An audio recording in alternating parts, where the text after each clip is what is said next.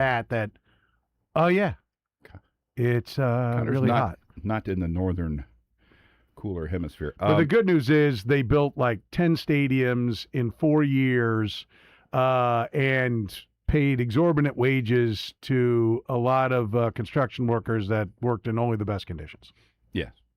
Yes. Do you remember the stories about Yes, Qatar? it's crazy. It's not funny. I'm laughing because of how most World Cups ridiculous my statement was, but just like the conditions of the workers that were trucked in. A lot of World Cups, a lot of Olympic issues over the last 20 years or so of cities that have spent a lot of money, not gotten much back from it. And that's why all these events should just be here all the time.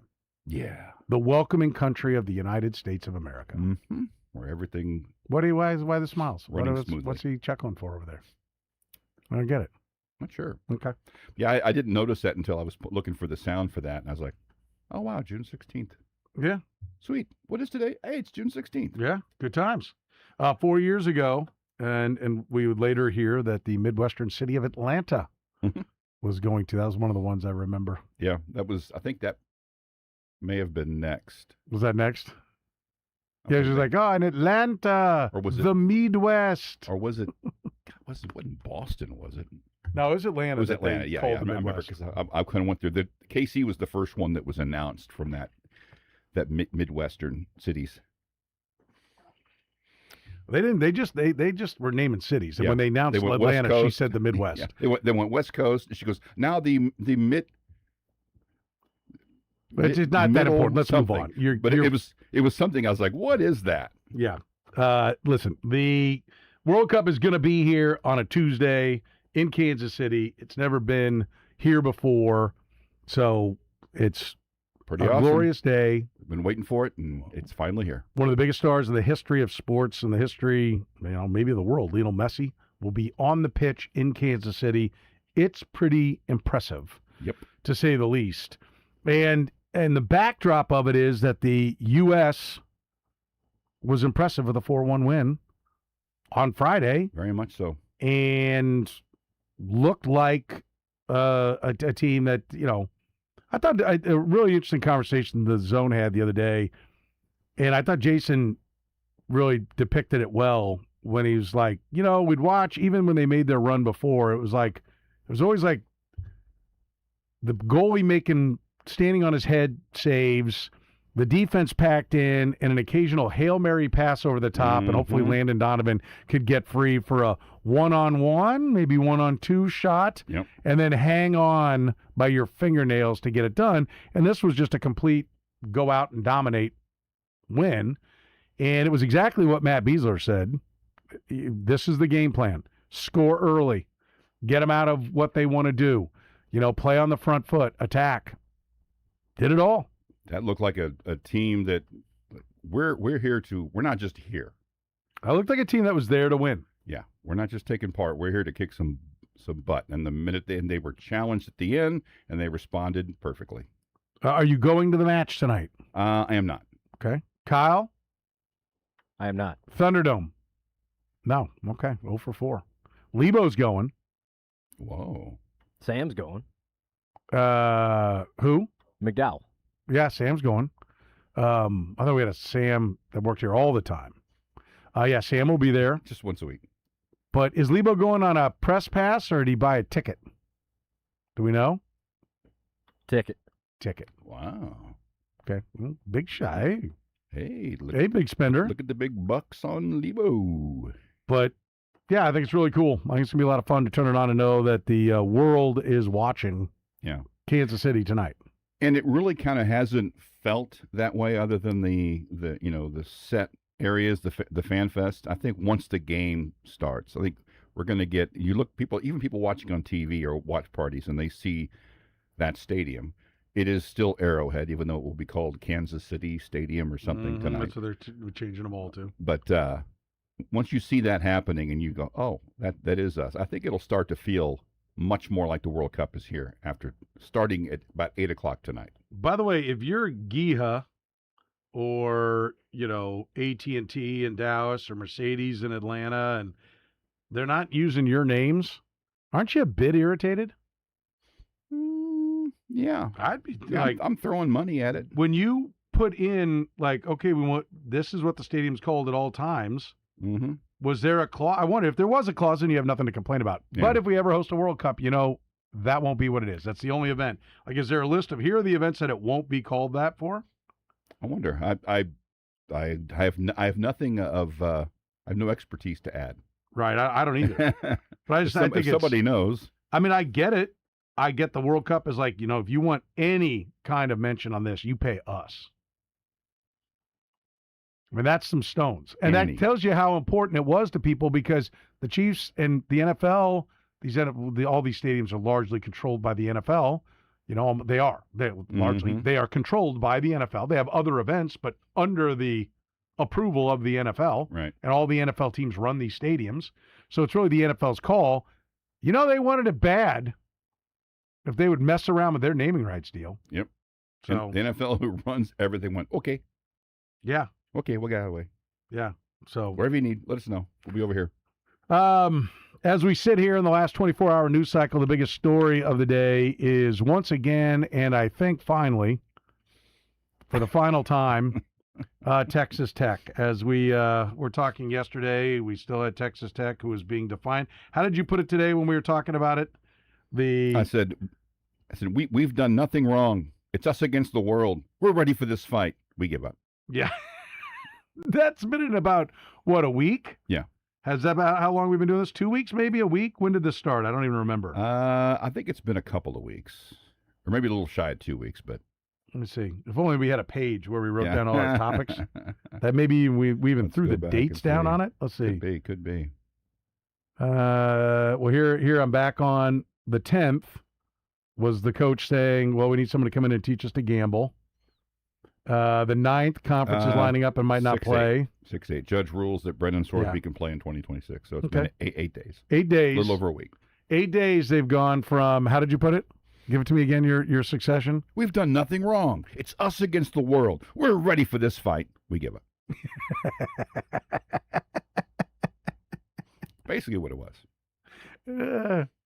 That de-escalated quickly. Yeah. Wow, that got in hand quickly. That's the flip of the old line. The old Anchorman line with Steve Carell. Because we were all the way to the end of the show. One of the things we talked about. Well, let's say what we think, and it's like I think they're still gonna try to fight it out. And I didn't get home last night before that had flipped. Yeah.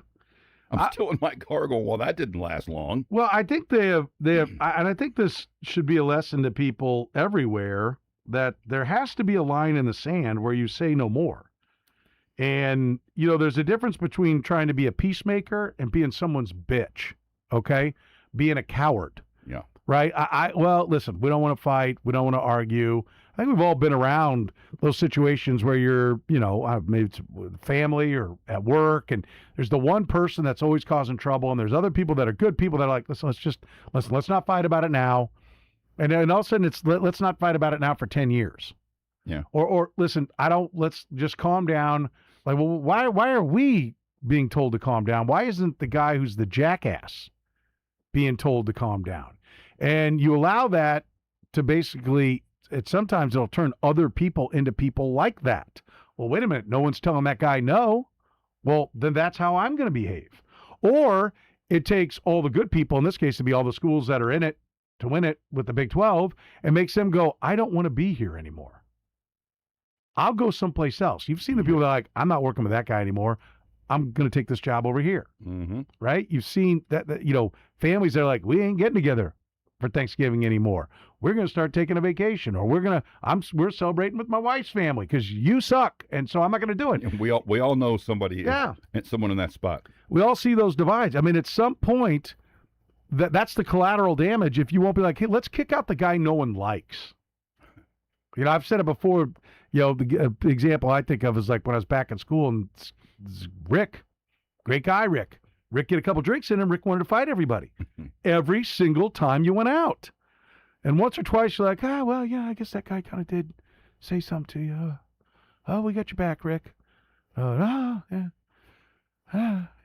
he was kind of a jerk. Finally, it's like, hey, dude, it's you. It's always you. It's you. And we ain't going out with you no more. Right? And I told this story too. Rick's got a scar that runs from the top of his eyebrow all the way down his face and under his chin from where he got hit over the head with a beer bottle. Fortunately, Rick got it because Rick's the one who had it coming. But it wasn't any of the other people that were around trying to be good people, because he was a good guy when he wasn't out and about and had drinks in him. But he got drinks in him, sucked, and so it wasn't worth being around him. And it cost the friendship. It cost us our friendship, me and the guys that I ran around with. We liked hanging out with him, but he didn't want to hang out with us if we weren't going to have his back. Yeah, oh, yeah. We go to the bars. Go time. I ain't got time for you. Yeah. Well, pisser, Rick. All the rest of us will be over here. You have fun. You're a nice guy. I'm not taking a potential ass whipping because you can't keep it together. Yeah. I'm not throwing down. So, Texas Tech was going to get a bottle over its head at some point. Moral of the story. Find Yes. your nearest Texas Tech friend and hit him with a beer bottle. Yes, there it is. And then drop them from the league and go get somebody else. I mean, like that's what it ended up being. It was clear that that's where this was going. And by the way, here's another one. Whoever supported the Attorney General of Texas and said, well, that's my guy, and we're going to follow him, which that's Cody Campbell, who funded a lot of his campaign, at least what I read. Mm-hmm. Was a big donor. I don't know if he funded a lot of it, but he was a big donor, was the way it was written. Sure wasn't $100. Right. I'm sure he didn't get texted every 7 minutes being asked for money. Aren't those fun? Makes you wish you didn't give your $10. We need money. Oh, boy, here we go. How much do you need to stop texting me? I'll give you that much. I generally, at the end of the day, I've got 3. I've got one already here. Here's one. Sign this thing. No. Yeah. So, anyway, but think about this. This is where I think there needs to. This can't just go away, right? If you're Patrick Mahomes, and listen, we didn't ever hear from Patrick Mahomes, so we don't know where he stood. But I don't think he stood on the side of let's keep fighting this incredibly unpopular war, because we're all going to go down with it. Yep. And Patrick Mahomes is already experiencing you're everybody's darling on the way up, and you've still got millions and millions of fans.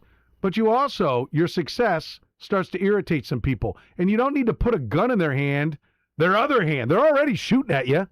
You don't need to hand another one to them to keep firing at you.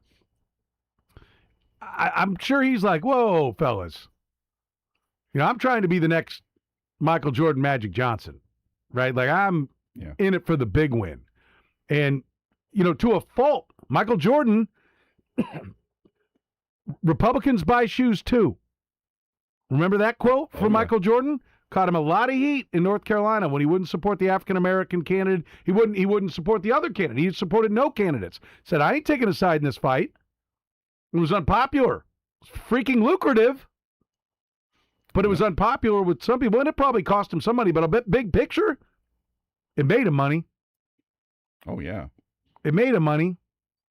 And so that's one of the things. I mean, I understand everybody wants everyone on their side, but you don't nuke Switzerland because they go, we'll pass. Yeah. Now, purity tests. I understand numbered Swiss accounts and their role in geopolitics and unsavory purchases. Just take it as let's think of it as fifth grade geometry or geography and history. They're just neutral, and let's not dig why. It's just neutral. Yes. We just don't win in the fight. Think of it that way. Yes. Okay. It's never that easy. I get it. All right, but just think of it that way. I think Pat Mahomes wants to be Switzerland, right? I think he's thinking about the big picture, the brands. He's not without stepping into a cause. Black Lives Matter. Patrick Mahomes was the most important voice on that when the NFL put that video together, and Pat said it, and he was the one. He didn't say, we're doing this or that or whatever. There were all kinds of guys saying all kinds of things. The line that Patrick Mahomes said was, Black Lives Matter. So I'm in no way telling you that Patrick Mahomes is a coward and not willing to jump in and take a stand. He is. He has. But I also don't think there's anything wrong if he doesn't want to take a stand in every fight that's out there. Yeah. Okay? That's okay with me. I'm fine with some Switzerland decisions. Okay? But we never heard from him, and we may And never we hear will, from him. because it won't be a story. Well, we're going to ask him. Yeah. I'm going to ask him. Yeah. Because hey, where did you sit? What was on your mind when this was going through? Did you reach out to Texas Tech? I'll probably have to do like a 7-question in 1 sentence thing to try to put it all on the table, and then a follow-up before, I don't want to rip some small town TV station guy goes, how about the That's commercial for me. you did with Coterie? It's that let the adults talk, then we can do the kiddie stuff. Did you go? Okay. Did you go to Travis's wedding? Come on, dog. What'd you wear? Do you have a good party favor? What'd you get him? Yeah. So he's going to at least get that question. He'll adroitly sidestep most of it, but he'll probably give us something. Yeah. As to what he thought. But I don't think he I'm sure he talks to Cody Campbell a lot since they're in a collective together. And That's Texas Tech. Tech. The one player that would he be pick up on the first ring type of guy. I mean, I think if they called him and said, "What do you think?" it wouldn't be dumb. No. And if he called and said, "Hey, what are you guys doing?" It'd be dumb not to call him and ask him what he thought. I think he's been an important part of their, Yes. a huge part of their brand advancement. I don't think Cody Campbell's given the kind of money he's given if they don't have what is probably the biggest star in American professional sports. Yeah. Repping them all over the place. Yep. People think of Texas Tech. They're right now. Yeah. It's Patrick Mahomes, and he hasn't been there for a decade, but it's still him. Yeah, but he's back there all the time. He's back, he gives yes. money to him. He His goes to the logo is games, on the Goes field. to the basketball games. So- He's everywhere. Yeah, I think this is an example of a conference and others, like we said, the Attorney General of Kansas said, all right, I'm ready for the fight. And I think they were all going to line up behind him. Like we said, first guy Mhm. through.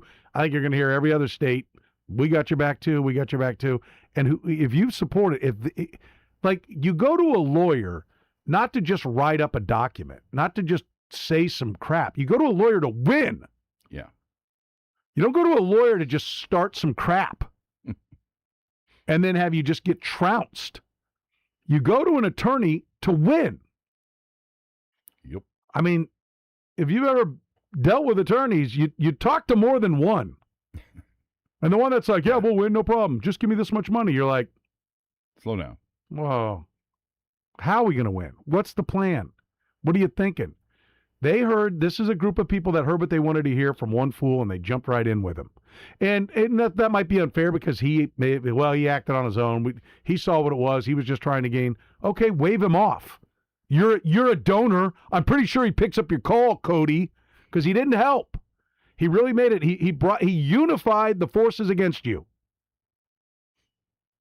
So you can, Yeah, there's certainly phone calls and texts of that nature going on right now in the Lubbock area, you'd think. But I think it's I certainly important. would. I think it's important, though, for everybody to recognize along the way. And, I hope Georgia and Nebraska, who are in the big leagues, will start to think about what's good for college football in the long haul. Not what gets you the biggest payday today, because I don't think a single decision has been made in college athletics since 1984 that was based on anything other than what the next dollar is you can get. And there needs to be, if they want to sit down, I don't think the government has any place in this. Get together, you jackasses. Figure out what the governing body needs to be, whether it's the NCAA or you want to blow that up and make it something new, or you just want to reform the NCAA and say, this is how it's going to work. Here's how we're breaking away. Here's how much money we want. This is how it's going to happen. Figure out what is the importance of having D2, D3. They are your minor leagues now. 1AA, D2, or D3. You get some players there. They kind of come up the food chain. Figure out how much of the money needs to go to support your minor leagues. Here's a thought. Maybe even ask the NFL for a stipend, you cowards. I mean, you freely provide minor leagues for the NFL and NBA. How about ask them to fund it a little bit. You know, the way baseball does. Now, baseball cut a bunch of their minor league teams in an effort to put more of the weight on college. They're like, wait a minute, why are we paying for this all? Football and basketball don't. The minor leagues are provided for them. And so they just cut the minor league teams. They made a big picture decision. It hurt the development system of baseball. Without the teams, players are falling through the cracks. And also more players are going to college, which is exactly what they wanted. You people pay for it. You uniform them, you equip them, you fly them around, you bus them around, you feed them, you perfect them. You pay for the coaches, you pay for all of it. And baseball tried to go more towards what the football and basketball model is. Wake up, college. Wake up, NBA. Start, limit it. This is how much we're going to do. This is where it is. And we'll unionize, and this is what we're offering. And if you don't take it, then you're out. And we'll see if there's any D2 kids who want to play for a scholarship and $50,000. And we'll sign a CBA with them. You want to be a member of the union? There it is. I don't like that. I don't like it, and you'll take a hit on the TV dollars. And that's the problem is all these schools are so over-leveraged because, like I said, all of their budgets are way in the red, and they're bailed out from charity. They panhandle. They literally panhandle. But instead of being unshowered and carrying everything they have in a shopping cart sitting next to them, they show up on a private jet in a fancy running suit, which they hand you one of, and then they ask you for millions and not a buck. They don't have a sign that says anything will help. They God tell bless. you $20 million will get your name on the place. But it's no different. Asking for money is asking for money. It's just where it's going and where you're coming from when you ask for it. And almost every one of these athletic departments is panhandling. And that's why they can't make some serious, realistic changes on their own, because they're all dead-ass broke. In the grand scheme of things, they're all horribly in the red. Pretty simple. Very.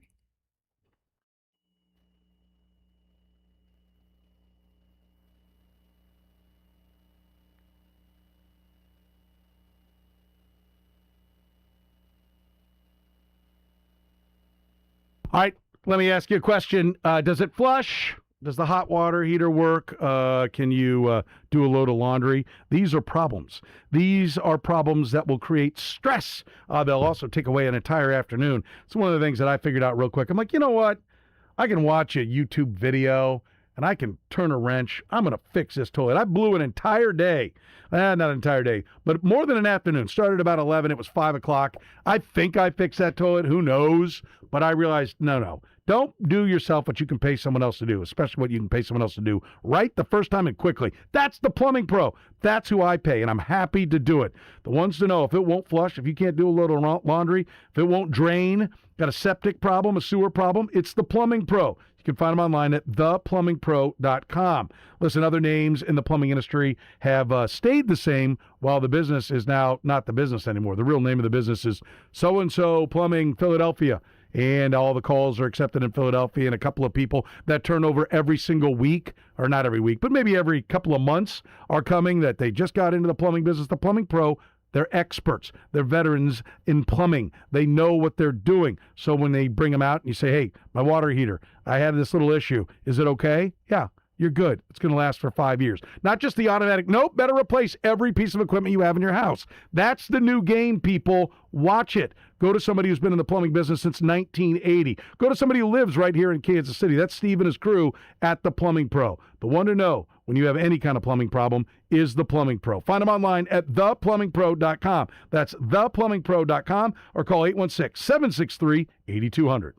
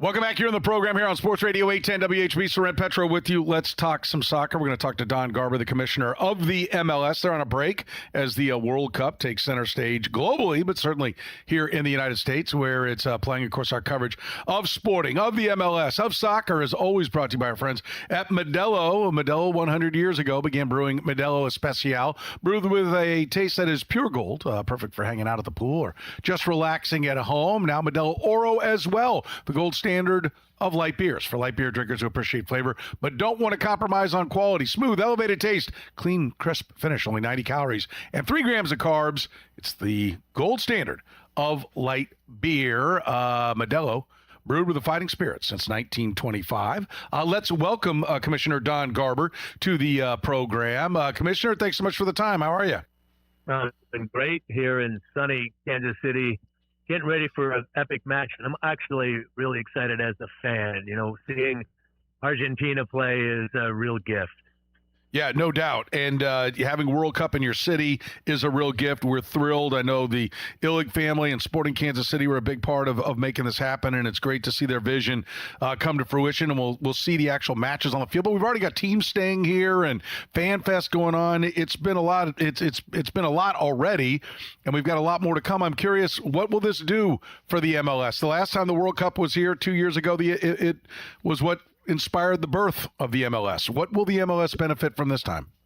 Well, you know, it really starts with not just what's happening this summer, but what happened when the U.S., Canada, and Mexico were granted the World Cup in 2018. And I think most people will be surprised to sort of think about that. You know, we've been preparing for this for years and years. So from 18 to today, Soren, we've added 7 new clubs. We had 9 new stadiums, and probably, if your audience might have heard, we have new ones coming out in New York, Chicago, and this one in Boston. So 12 new stadiums since the World Cup was granted us here. New training grounds, our attendance has exploded, and a lot of players being developed. And, you know, I think guys like to see and having the huge game that we had here when Miami played Sporting. So, you know, when you're thinking about seminal moments, it's not to me a Taylor Swift concert, right? It's the years before and it's the years after. And, you know, I hope we could all look back on this and say that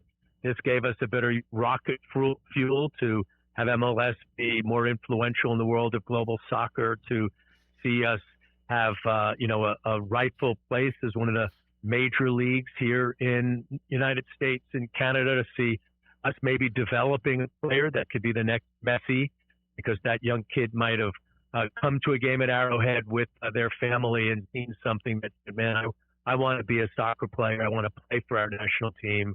I want to be a world-class star.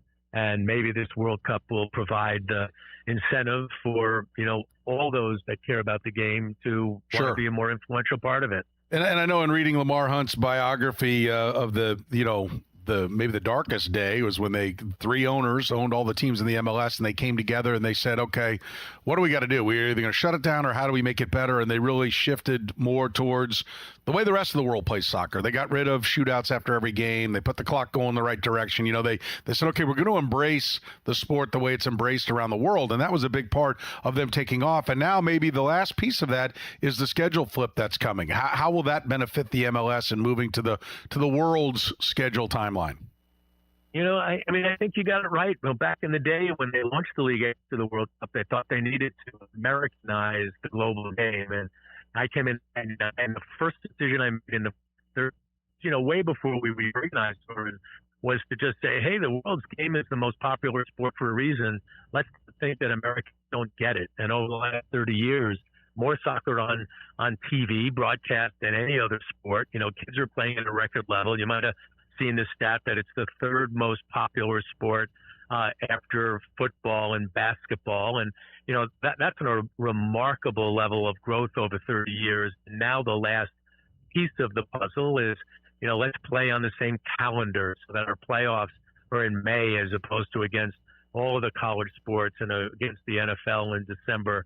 We have a thing where we transfer players because we're a global sport, and the windows to that are aligned now when we make the change with the rest of the world, and that'll allow us to bring in players and even move players to European clubs at a time when the rest of the world is doing it. It's part of the narrative that, we want to be a league of choice. We don't want to be the American league. We want to be thought of like La Liga and the Premier League and the Bundesliga, leagues in Brazil and Argentina. And in order to do that, you got to play the game the way it's played around the world. We're talking to Don Garber, the commissioner of the MLS here in the program. And Commissioner, I'll let you know, we're getting a little bit of breakup on your phone. I don't know if there's maybe a little spot that, maybe towards a window. This is your brand new Lowe's hotel, man. They got terrible cell service. But it's a beautiful hotel. Let me walk outside. Okay. But here's the good news. It's packed with Argentinian fans. I mean, you feel like you're at a Super Bowl here. It's pretty cool. Absolutely. Absolutely. There you go. Well, and I appreciate that. And Commissioner, like you mentioned the expansion as well. I remember talking to Peter Vermees, and he thought, the MLS could grow to maybe as many as 40 teams, that it could be the biggest league. Is there more expansion? Do you think that is wise to be a league that big, especially if and maybe this is what's in the back of the mind, if there's not going to be relegation involved at any time in the near future, would getting more franchises and getting more hometown teams help grow the game here in America? Well, so we are the largest league in the world now, right? And a lot of that is because we play in the largest footprint, right? There's no, we're kind of the size of Europe, and Europe has got, dozens of leagues. Mm-hmm. So I don't know whether we'll end up at 32 like many of the other North American leagues. Basketball, just the NBA announced that they're expanding to 32, and, hockey is at 32. So I think sometime in the future we'll end up as a 32 team league. But, I don't know whether, we end up with different structures, because in time anything should be possible, particularly when we're the youngest league in North America. But right now, get all of our teams to be as strong as they can be and get them to get the right facilities. Some of them, as we played in 3 different buildings until Sporting Park was built. So, some of it is just getting the right facility even after multiple stadiums have been built, and a lot of work to do. I don't think promotion relegation is happening anytime soon, but, who knows? I never thought we'd have a new calendar. I never thought we'd have Leo Messi. I never thought we'd be selling out, have the attendance we do at almost 90% capacity. So I like to say never to anything in life. Yeah, the MLS has a cap. It's complicated, which all caps usually end up getting to be with all the different pools of money that are there. But that's one of the things we're maybe wondering here in Kansas City. I mean, the Sporting had such great success for so long, and now they're in a reboot. I mean, that's fair to say, and we really like the way they were playing right before the break. So we're hoping that maybe it'll be a quick reboot here for them. But it's a reboot. But we do have some fears in watching some of the challenges the Kansas City Royals have had being a small market team in Major League Baseball. What do you think the future is? Some people say, hey, we need to loosen up the rules. We need more money. We need more big name players coming in. That would seem to make it harder for a town like Kansas City to compete. How do you think the small markets look moving forward? I've always believed that you should be rewarded for being smart, not be advantaged because you're big or because you're wealthier. And I for one, think that having structure so that every team has the opportunity to every fan has the opportunity to, be a part of a championship winning team. You look at the San Antonio Spurs, small market, playing up against the biggest market in New York. You got to find the right formula. And, the good thing about MLS is we're constantly rethinking what we need to do to drive success while maintaining stability. And those two things at times can be at conflict, but if you do it right, they can be, symbiotic, and they can be integrated. And that's the work that we do at the league office every day. Sometimes people are frustrated with that because we're playing in a global market, and you want to be part of the global conversation, not just the local or even domestic conversation. But that's the work that needs to be done. I believe that, our small markets are as important as our big markets. And how do we ensure that everybody can be successful? And the devil's in the details. Oh, for sure, for sure. Last question before I give you my final four, and that's the Apple TV deal. It pushed your revenue numbers up, maybe brought your viewership down, at least initially. Just what are the early returns on how the Apple TV deal is working?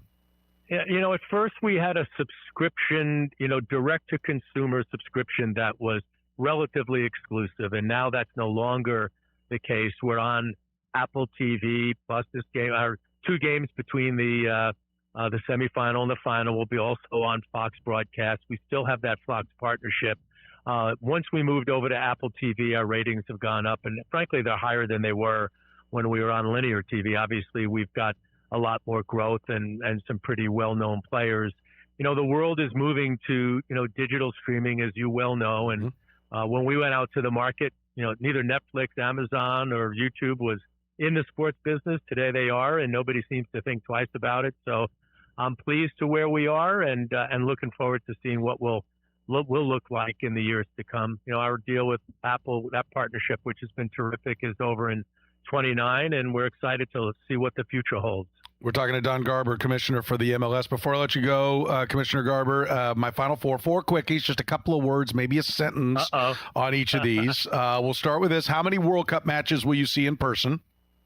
About 23. Oh, wow. That's a heck of a number. Wow. Good for you. That's fantastic. Man. Scary. Okay. I'm exhausted. Will we ever have relegation in the MLS, do you think? Ever?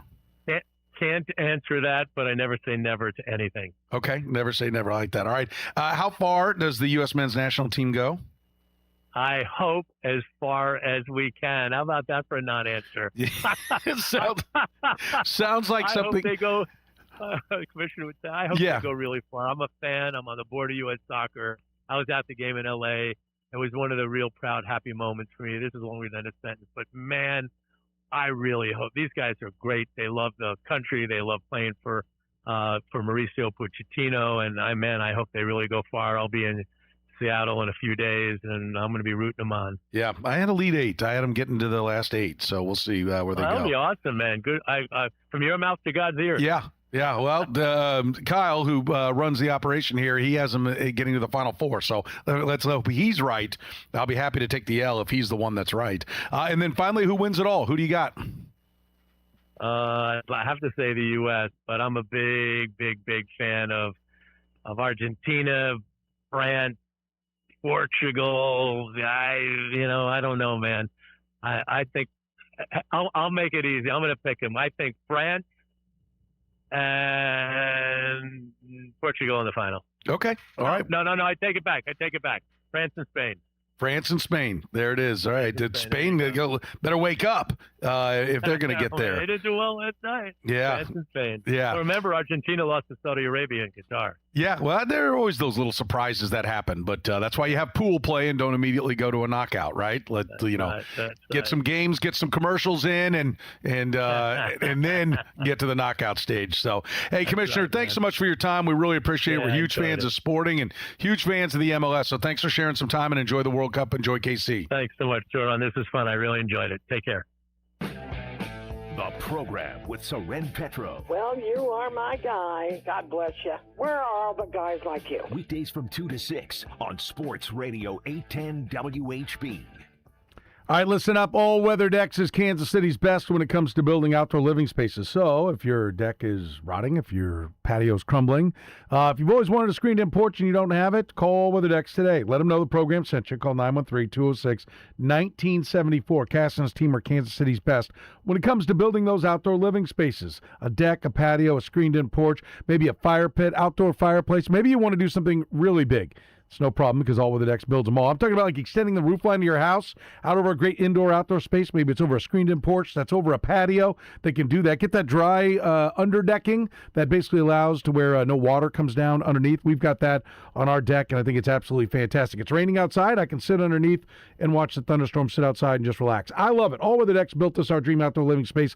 Let them do it for you. 24-time winner of the Angie Super Service Award, A+ rating with the Better Business Bureau, and only 6 or 7 weeks away from starting your project. Once they got those permits, they're ready to go. They work all over the metro. Like I said, check out the website, allweatherdecks.net. They got a map link. You can see where they've done jobs. Check it out. I'll bet you they've done 2-3 jobs in your neighborhood already. They're Kansas City's best and most decorated outdoor living space builder. Why? Because they build it better than anybody else. So what are you waiting for? Call 913-206-1974 or get a free estimate started online at allweatherdecks.net. That's allweatherdecks.net, and relax.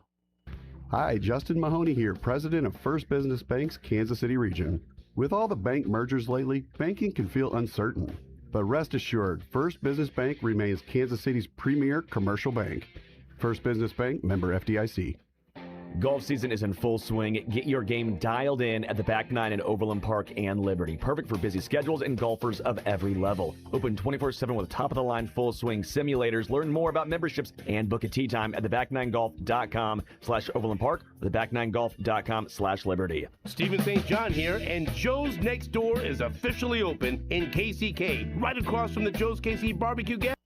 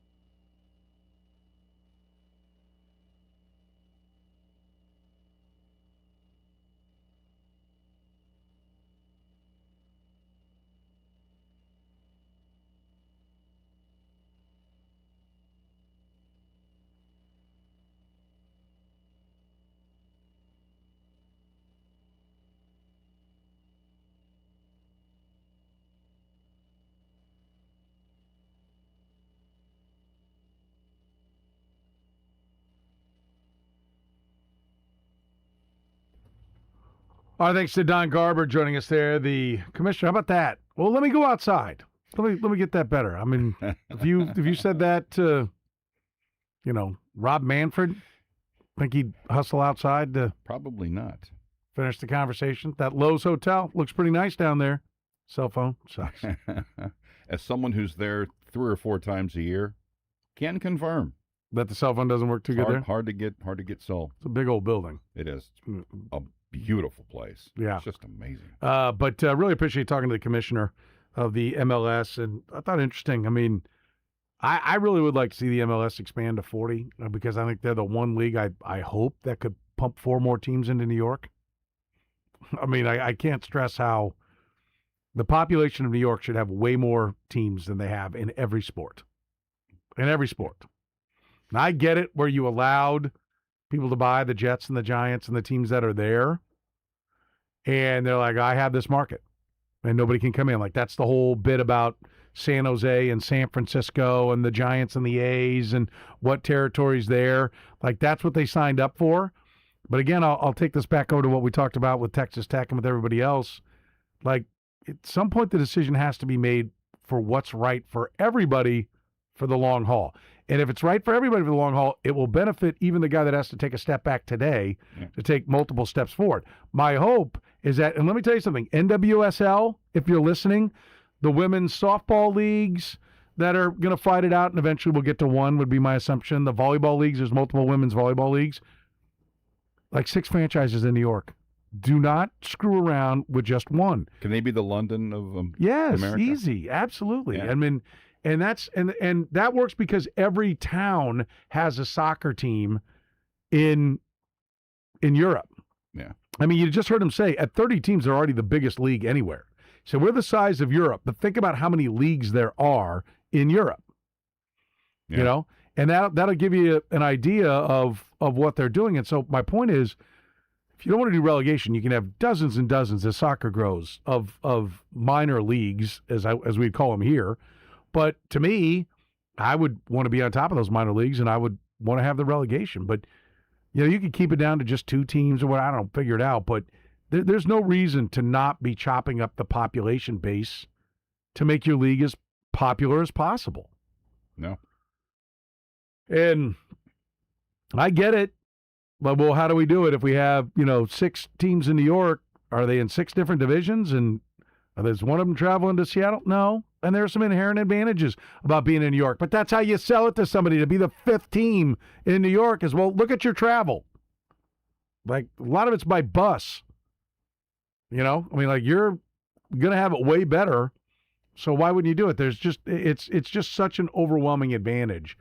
And it's something that American sports needs to look at. And if you had anybody who had any vision amongst the owners there, they would see that.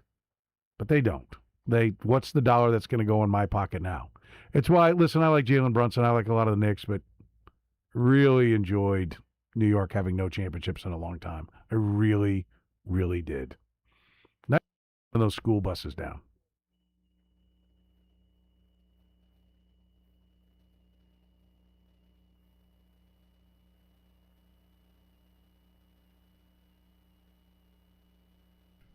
All right, who was the first player to have a 90 stolen base season for the Montreal Expos? Brought to you by Twin Peaks.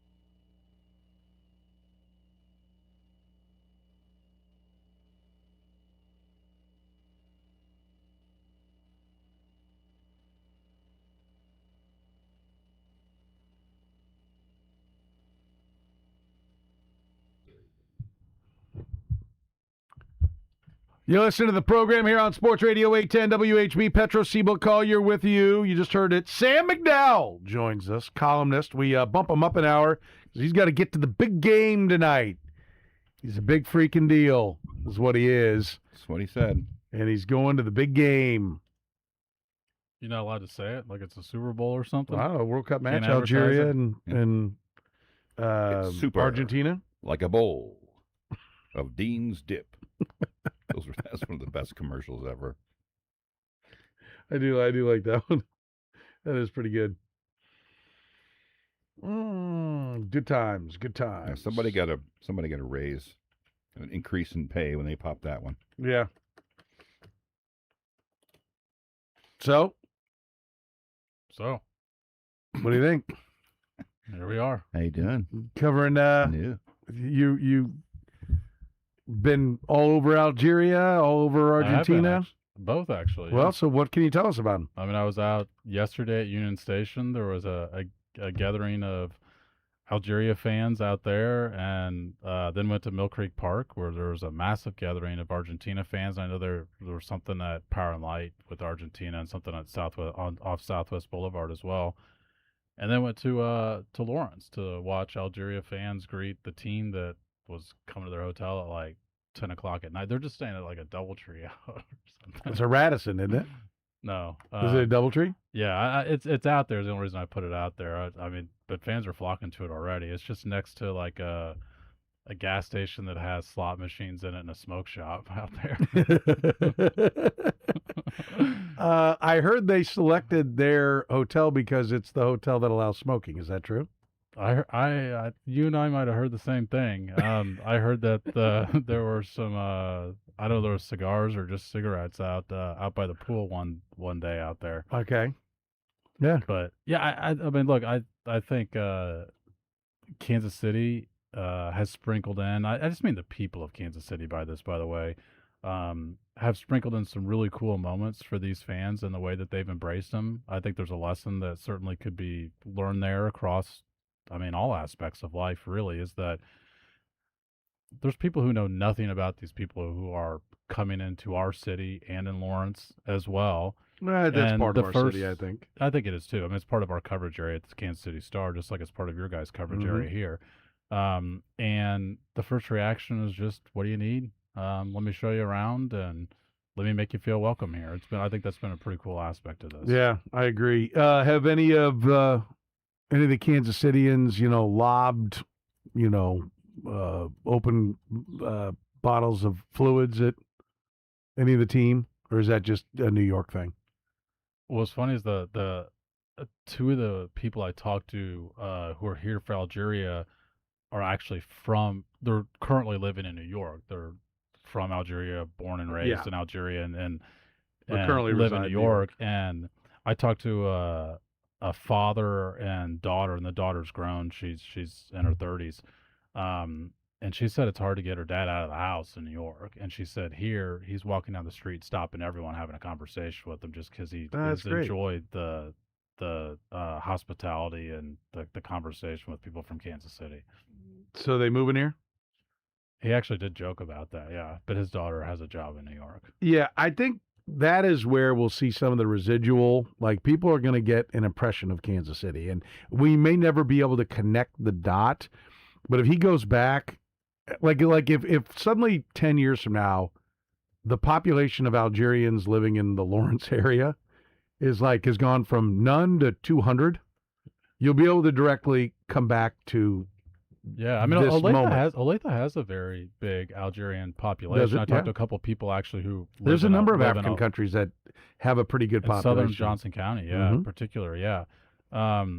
But Cliff Illig told me a quote a couple weeks ago that I thought was great, which he said, I asked him about what you want people outside the metro to see, and he said, we got to show off that our lifestyle is the best thing we've got.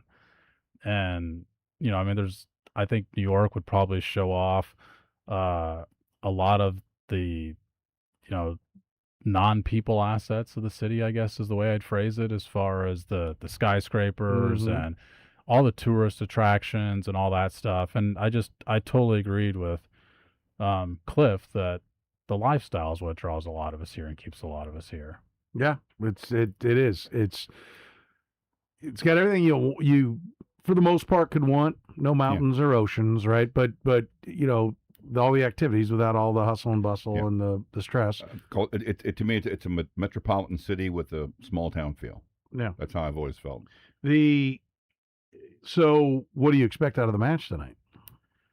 I'm interested to see if Messi makes it through the 90 minutes. I mean, he is coming off of an injury, his last appearance, and I mean during the media viewing at the community session is what they're calling the open practice that they had, he still was dealing with that, I think, pretty visibly as far as having a trainer around all the time. And so all of our eyeballs are going to be on Messi. But I think they would be anyway, but now it's, can he play 90 minutes? And I'm fascinated by the fact that the reports from Argentina are that he's going to start, that's the seriousness with which they're taking the first match, even though, Blair Kirchhoff pointed out on a staff meeting we had today, Argentina lost its first match last time 4 years ago, and still did just fine in the tournament. But they obviously think this is a pretty big match. Yeah. And what do we think the crowd's going to be like? I think this crowd is going to be the best of the group stage. You're going to have people from Kansas City who are going to a World Cup game for the first time ever. You're going to have people from Argentina who, I mean, at these, gatherings I went to last night, as any indication, bring plenty of energy. And you're going to have people from Algeria that I think have this feeling of togetherness and have really absorbed this underdog feeling. We don't care that we're the underdog. We're here to make some noise. And by the way, Algeria's got a good team. This is not, I mean, I know that Argentina's favored. They should be favored. They're one of the favorites in the World Cup itself, one of probably the 3 or 4 favorites in the tournament. But I don't think Algeria is a walkover in this. Yeah, no, I think it's going to be really cool just to see Kansas City be the backdrop. I wonder how much we'll get. When Monday Night Football comes, they've always done a bunch of pre-roll on things around the city. I wonder how much we haven't been getting what has actually driven me nuts about the telecast is only by being inside the NFL stadiums or watching NFL games on TV can you recognize even where the match is being played sometimes. Like yesterday's match with Spain and Cabo Verde was clearly indoors because it was at 1:00 and dark.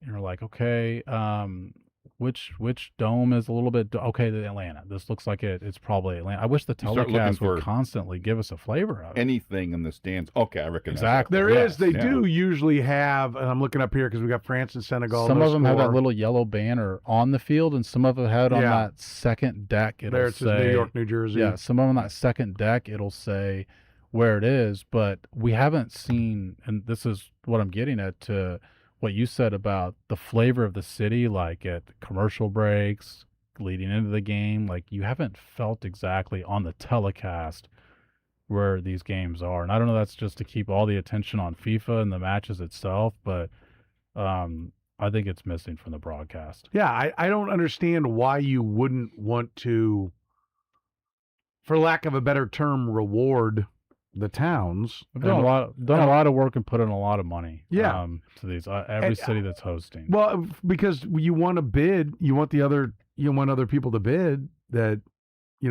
what I've noticed, coming up, aren't the next two also multi-nation things? The next one's some kind of they call it a reunion. It's a whole bunch of different places, or not even close, different continents.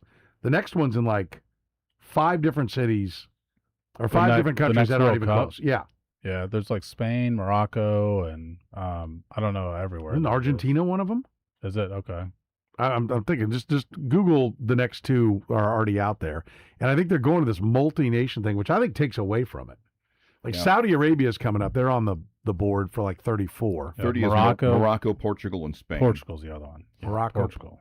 All right, it's just those 3. Yeah. No, there's opening matches in Argentina, Paraguay, and Uruguay. Yeah, okay, that's what I thought. And in 34, it says. But then they settle down Saudi to Arabia, Morocco, so they are getting both continents of Europe and Africa there. But that's the strait where it comes together, right? Yeah, but I mean, As far as travel, the flights aren't that far. It's not like you're coming from, South Africa to Norway. Yeah, that's what I was gonna say. Is I mean, there's still probably more travel in this tournament. Oh, I would for sure, guess. for sure. But yeah, I wish they would kind of showcase a little bit more. This looks you would not say. She said you can't tell it's the U.S. It's in the United States. It looks like a soccer pitch. Yes, But I mean, it's like every World Cup game we've watched in 30 years. Exactly. You're just seeing inside the stadium, and I do wish that the telecast would show because I didn't know what to expect from the World Cup as far as how we're going to feel it. And man, over the last 24 to 48 hours, I felt that the World Cup's here. Like you could feel it when you're out and about downtown in particular. Yeah, if you're downtown, it has not reached my neighborhood. I mean, it certainly was in Lawrence. And Yes. there are places out in Olathe that there's been gatherings as well. Where do you sit on the hydration breaks? I think, look, it's obviously a phony name for the reality of plugging in commercial breaks. Yeah. So, and that's evident by the fact that yesterday's match that I'm talking about in Atlanta still had the hydration break. So, just call it what it is. Just tell us that you're getting a quarter. You're getting $250 million to sell commercials during the tournament. I heard 834 commercials. I did. That $250 million was an estimate that I read. I wish I could credit the person that put it out there, but I saw it from a reputable source on an article that was the estimate. I think it might have been the Sports Business Journal or something. Yeah, I mean that sounds about right. About $3 million a commercial. Yeah, so just tell us that's why it's being done. Yeah, I mean, I think it's one thing. It's where America is infecting European sports. Yeah. As a viewer, one of the cool things you watch a soccer match, it don't stop. Yeah. That's what we're proud of here. The commercial breaks. It's what they're stealing we from us. We finally have Americanized soccer by adding the commercial breaks into it's what they've done. Yes. Yeah. I mean, what other influence has America had? That's the influence. Well, every team makes the tournament. I mean, every team's in the knockout stage now. That's us. That was our thing. 32 out of 48. Yeah. That's even a high for a playoff. That's a high percentage. That's higher than American. Even 48 nations getting in, though. I mean, that alone is a significant increase. I mean, that's what, a 50% increase. But we've seen one 7-1. The U.S. is 4-1. We're 4 ties yesterday. But otherwise, we're seeing very competitive soccer. The fear was that we're going to watch a bunch of ass kickings, and that does not seem to be the case so far. The Spain match yesterday, I mean, that was projected to, I think, and I'm going to misquote this, but I think Cabo Verde was like 25-1 or something going into that match. Now that is them to win the match. They didn't win, but them tying is a pretty major upset. Yeah. It was the Sports Business Journal. It was. It said that Fox Good. could generate around $249.6 million from hydration break adverts alone, based on an average price of $300,000 per 30-second spot. 300,000, not $3 million. 300,000 per 30. Okay. I added an extra 30, zero. Each break's 3 minutes. It's 6 spots. So what's that? 1.8 million per break. Yeah. Never good to add an extra zero in those situations. No, it gets out of hand quickly. Yeah. That's a bit of a problem. But it does change the game. 832 was the right number. You had it. It does. It does change the game. I mean, there's certain. I said 834 just to be clear. I didn't quite get it right, but I was in the ballpark. There's certain matches where I think you're going to feel that more too. I mean, momentum and football. Well, outdoors in Mexico City, I would think it's. Well, my point is about just the flow of the match, though. I mean, for example, I wondered that was the big fear in the Americans match. Like they haven't been very good when they've had these hydration breaks. It kills all their momentum. I wondered on Friday whether that was going to be a factor in it as well, because the entire first 25 minutes of the match was played in Paraguay's own end of the field. And you wondered if that would change stuff, allow for a reset, and it could be strategical, could just be mental, it could be physical as far as the exhaustion. You get a coaching moment, you get a timeout that soccer doesn't have. Well, and you're also I think part of playing the tournament on your home field in your home country is also in your home environment, and that environment includes the temperature. I mean, we've certainly seen European teams have come over here and train. I was at England's training on Saturday night, and it's 5 o'clock out there, and man, you could tell they were feeling it. And they talked about it. You know, they made 3 reserves available to the media, but they talked about the fact that, and they just come from Florida, and they said, yeah, it's been hot here. And I think that's part of the advantage of playing. You know, it's no different than when Miami has to go to Buffalo every year, and they're, you know, Tua has never played well in cold weather, for example. You know, when he didn't grow up that way, then played at Alabama, played in Miami, suddenly he's playing like, I think that's part of the advantage that you've earned by getting the tournament in your home country. By paying for it all. Yeah. Yeah. I think so as well. So what do you think of the U.S. is showing? How much soccer happens? A little bit of that 4-1, or no, this team is better than people realize? I mean, it was every bit as much the performance as the result that impressed me, because like I said, I mean, the entire match was U.S. was on the front foot. So it surprised me. I thought the U.S. would win that match, but I could have seen a tie would not have surprised me. I think if you had offered me the opportunity to say they're going to absolutely dominate, it's going to be 4-1 or it's going to be a tie, I think I would have leaned a tie over that result. Yeah, I was really impressed with them. I would have too. I don't know anything about their opponent, so I can't. I would just be judging what they played well in qualifying though, and the thing they played that they were especially good at was not conceding goals, and so the U.S. getting the chances that they got, because they had other chances that I thought. I mean, Dest had a chance right after the own goal that I thought, this is going to be 2-0, and just had a heavy touch on it. Like, I mean, that game was closer to 6-0 than it was, 3-3. Yeah, no, I agree. I mean, it's the most impressive soccer match a U.S. team has played, a men's team has played, that I can ever remember. Yeah, it's probably true, actually. Yeah, I mean, what's funny is they've played well in some of their losses sometimes. Like they took Belgium to extra time and should have absolutely won that match. Now Tim Howard had to stand on his head to keep him in it, but I still thought that was a really entertaining match in 14.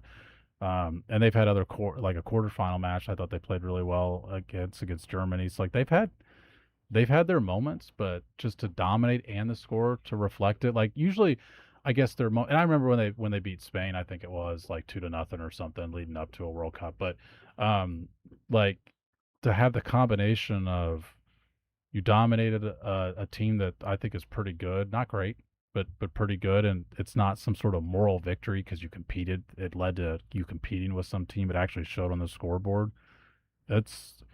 I can't remember like Americans feeling this optimistic, like with like other than having no basis for it. Like if you're optimistic about what the U.S. is going to do now, you can point to something. Yeah, no, I agree. It's more than just patriotism or, go USA. So, pulse check, how far do they go?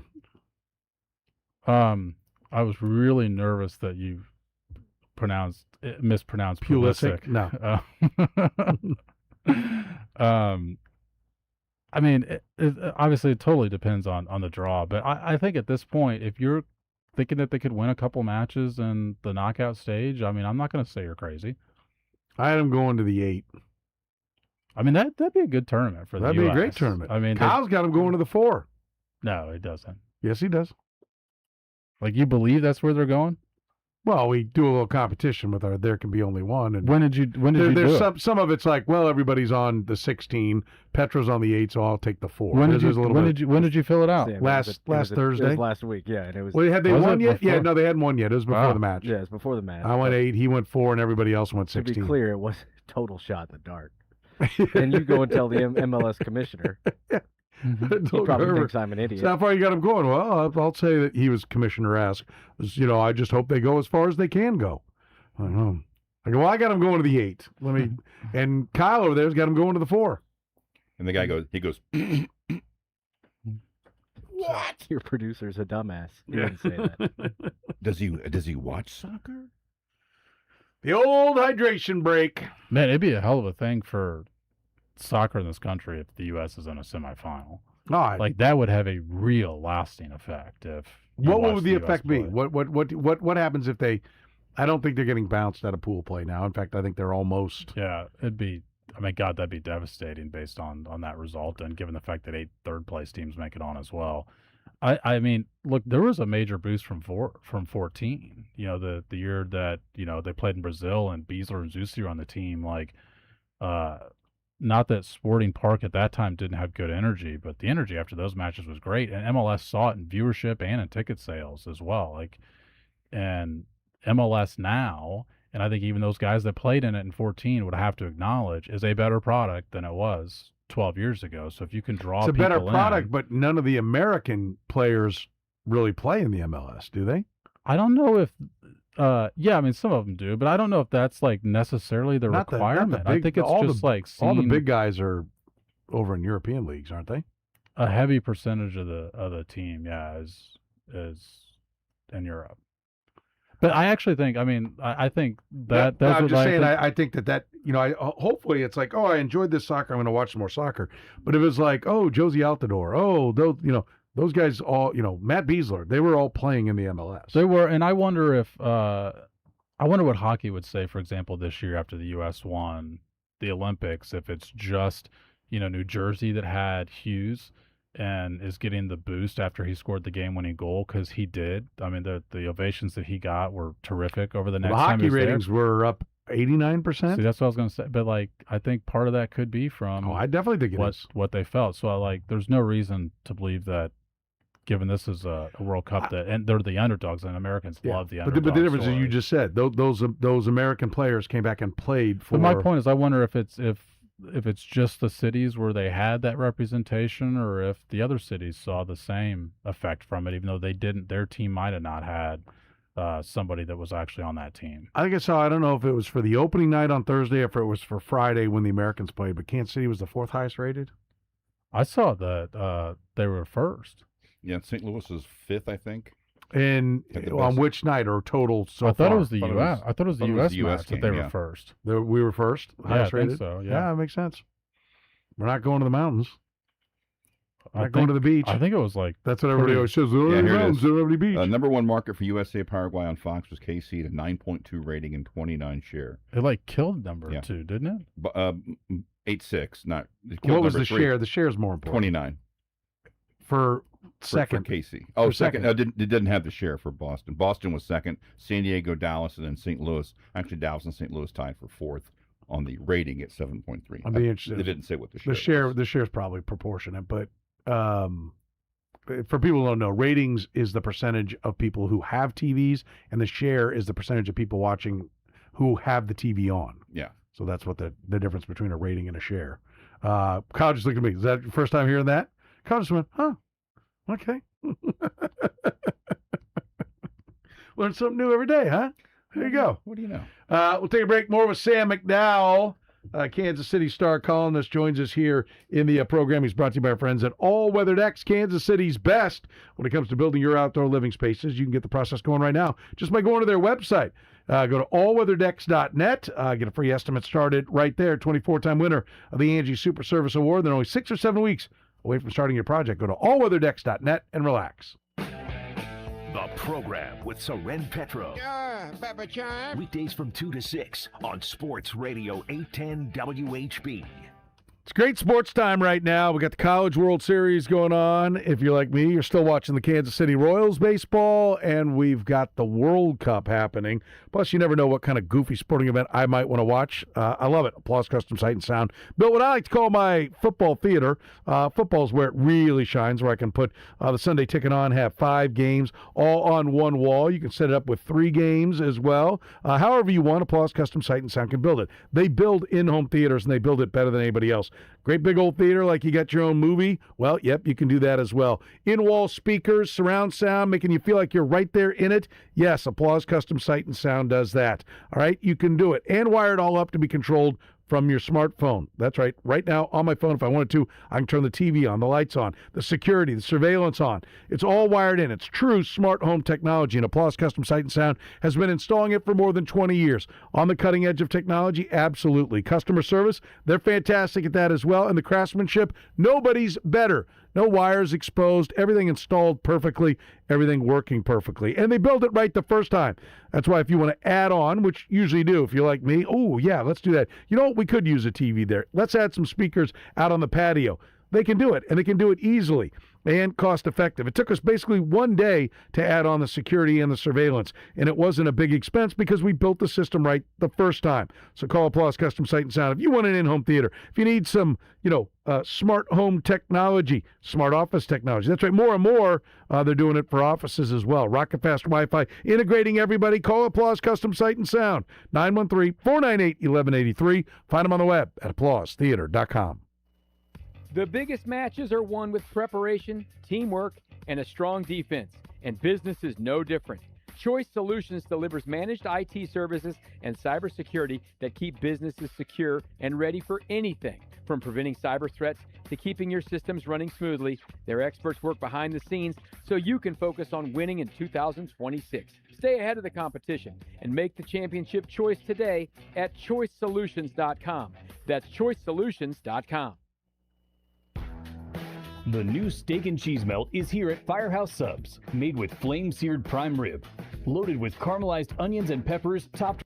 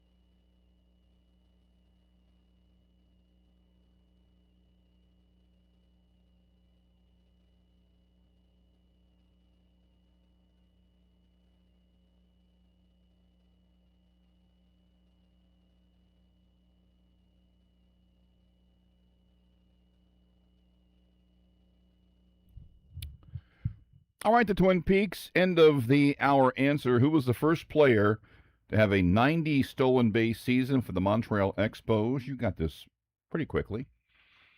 Well, I said Tim Raines because I thought I should say Tim Raines first. I actually had the other guy in my mind. I'm like, because Tim Raines seems too obvious for you, and you said no. And He so I did, was like, he well, did I do it should- in 1983. I should have said Ron LaFleur first. Ron LaFleur in 1980, 97 stolen bases at an 84% clip at the age of 32. By the way, he was 6'2".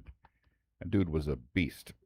It was one of my favorite non-Royals as a kid. Ron LaFleur and Chet Lemon were my two favorite non-Royals that would come to the K. It's funny. There are two things there. One, I too was a Ron LaFleur fan because there was a made-for-TV movie, the Ron LaFleur story, about his brother, and a big part of his story was his brother battling addiction. And he was played by LeVar Burton. Yes.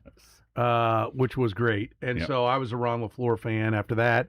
And then Chet Lemon had the greatest afro outside the hat.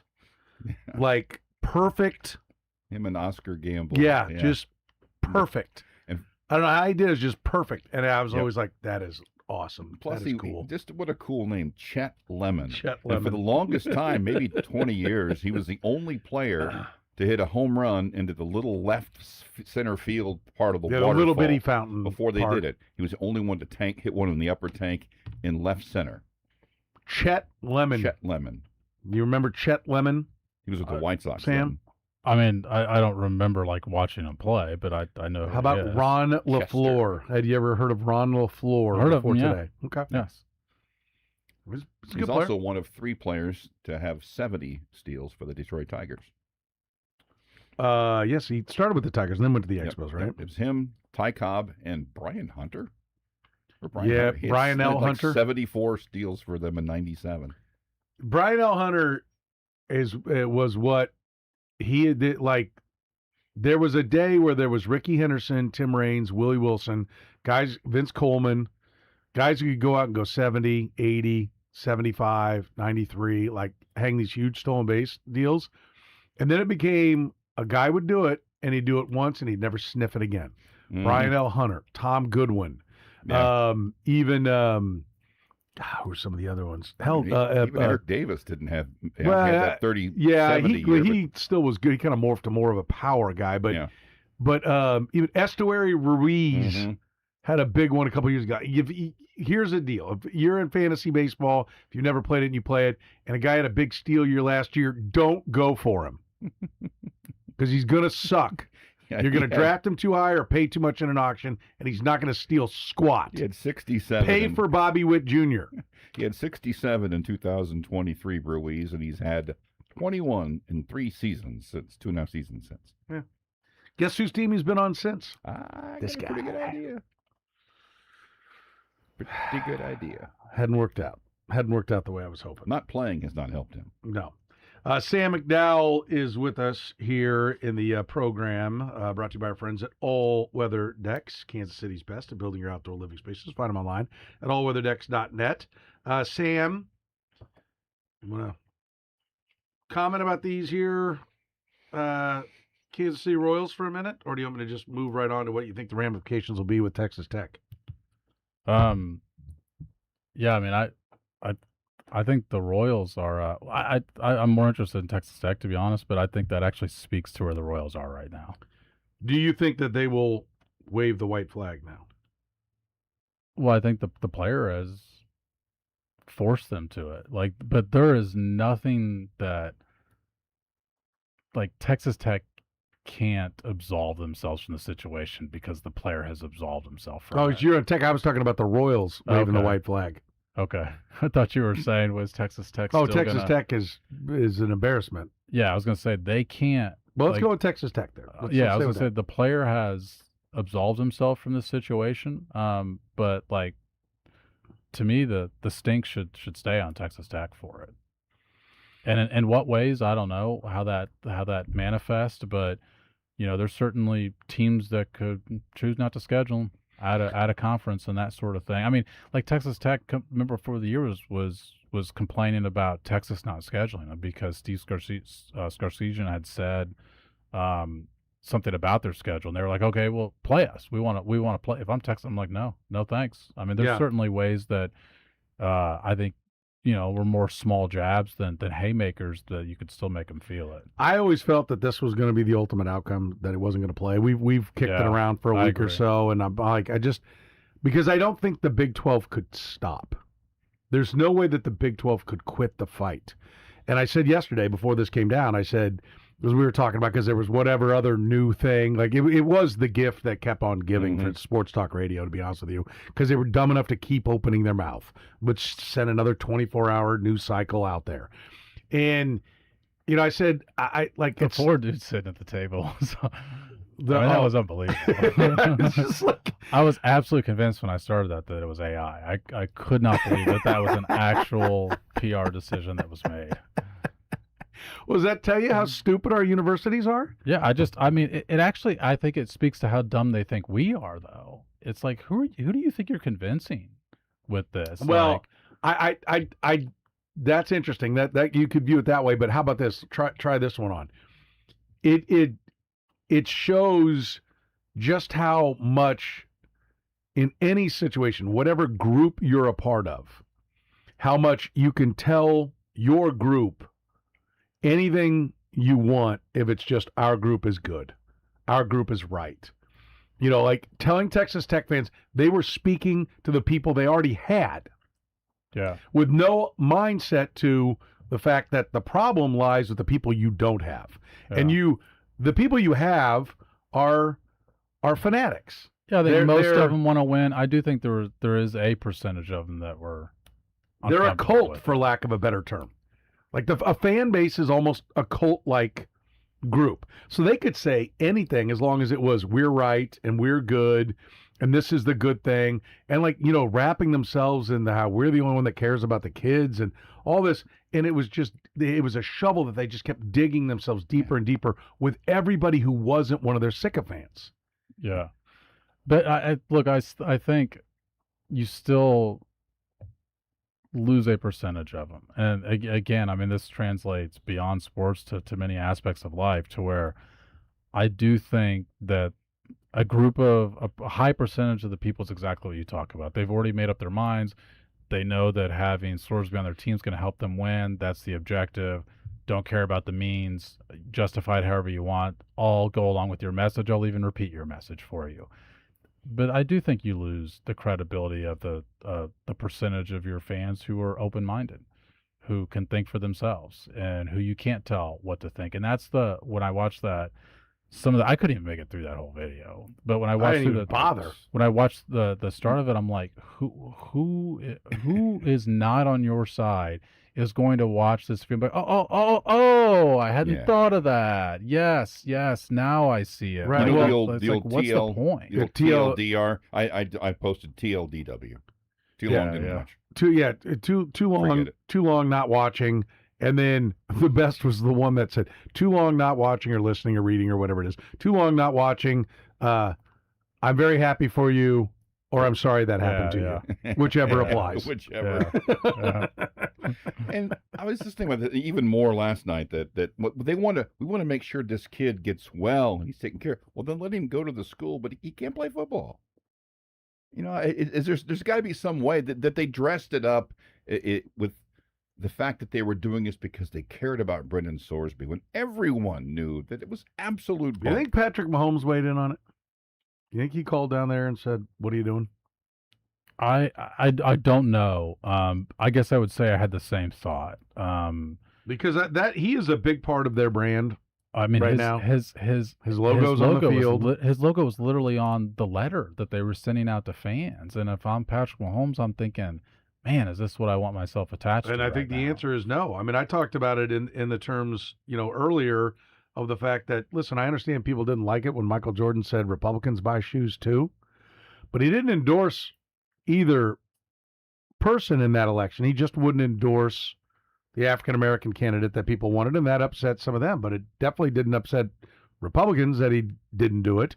And I said, we all want all of our heroes to be on our side on everything, right?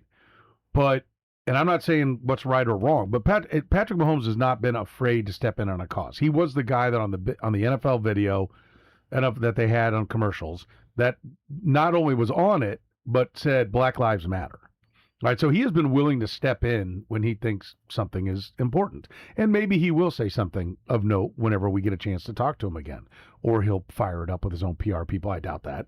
But I also don't mind, just sitting it out. Like, unless he's going to be the chancellor, like, I do want him to answer a question. He is in business with Cody Campbell, who is publicly all over the place. So I do think he deserves to be asked about it. Hey, where did you sit on that? Did you think this was a problem? Did you have any say in it? Did you talk to him about it? I think he deserves to be asked that. Do you agree? Yeah. I mean, I don't think this is what I think people conflate sometimes is like asking him the question is not making him responsible for the answer. But he's still, to your point, curiosity is there, but also like, we know he's involved in other stuff there. So yeah, what is your involvement? And and by the way, he would be expecting that question as well. If you were him, wouldn't you call? If I were him, I'd call down there and be like, would you guys stop with this and definitely get my logo off all your crap? I'd be like, ooh, like, what are we going to do? We're going to go down with Sorsby, or are we going to try to stick with Pat? I'll stick with Pat. Yeah. Well, here's the other thing is like Texas Tech has morphed themselves almost intentionally into like this villain role because obviously they have a lot of funds for NIL to begin with. It's how you can attract a player like that in the first place, but they haven't accomplished enough to be the villain. And like, to me, that's at odds. It's like, no, you actually should portray yourself, even though you're, spending as much as anybody, should portray yourself as the team we all want to root for because we haven't seen you on this stage before. And it's like, before you even actually have made this all come to fruition. You managed to make Georgia and Nebraska the heroic ones. Yeah. You became the villain. The people rooted for the SEC in this situation. Every sports villain as a team or a school, it has happened organically. They didn't set out, you know what, we're going to be hated by everyone. It just happened because of their success, a massive success. Yes, Texas Tech does seem to be like they forgot the winning part. We want to do this. Skipped over it. We want to be hated like Alabama, then win a bunch of national titles. Like as if it's the infers. Like that's the cause, and then the effect is winning. Hey, first you got to be hated, then you start winning. Yeah, battery in backwards. Let's fast forward past the important part. If that's gonna be loud, and I think it is 2-0 now. France over Senegal. It's open. What do they call it? The doors, the gates. The gates are open. Is that what it is? The floodgates? Floodgates. Yeah, there it is. Yeah. Thank you. Floodgates are open. 2-0 France. We'll take a break. Sam McDowell is with us. Columnist for your Kansas City Star. He's brought to you by our friends at All Weather Decks. Kansas City's best when it comes to building your outdoor living spaces. You can find them online right now at allweatherdecks.net. The program with Soren Petro. This drama contains adult language. Discretion is advised. Weekdays from 2 to 6 on Sports Radio 810 WHB. Guys, are you feeling tired, worn out, run down? It could be low testosterone. The Low T Center is the original TRT clinic. It has helped countless men across the U.S. get their lives back through high-quality testosterone therapy. They set the standard that other clinics are still trying to measure up to. So if you're feeling exhausted, worn out, if your energy's down, maybe you don't have the sex drive you used to, maybe your workouts aren't going like they used to, it could be a sign of low testosterone.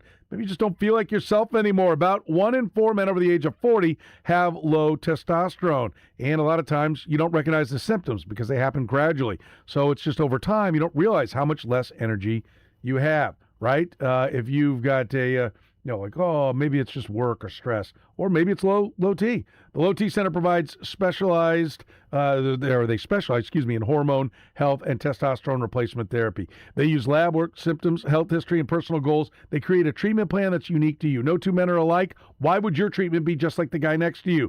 TRT can help you get your energy back, focus, libido, body composition, mood, overall quality of life. You don't have to settle for feeling less than your best. Low T Center works with most major insurance providers and offers free testosterone tests for men that want the answers on how to get back to being the best version of themselves. Visit fixmylowt.com. That's fixmylowt.com and book your appointment today. Again, go to fixmylowt.com. If seafood is on the menu, Friday is the day to visit Carne Diem in Briarcliff. Every Fish Friday, save 20% on fresh seafood and tinned fish. From premium cuts of fish to specialty pantry items, you'll find outstanding quality and selection throughout the store.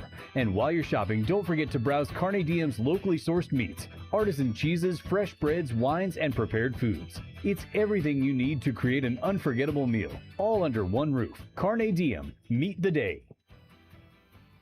Spring's here.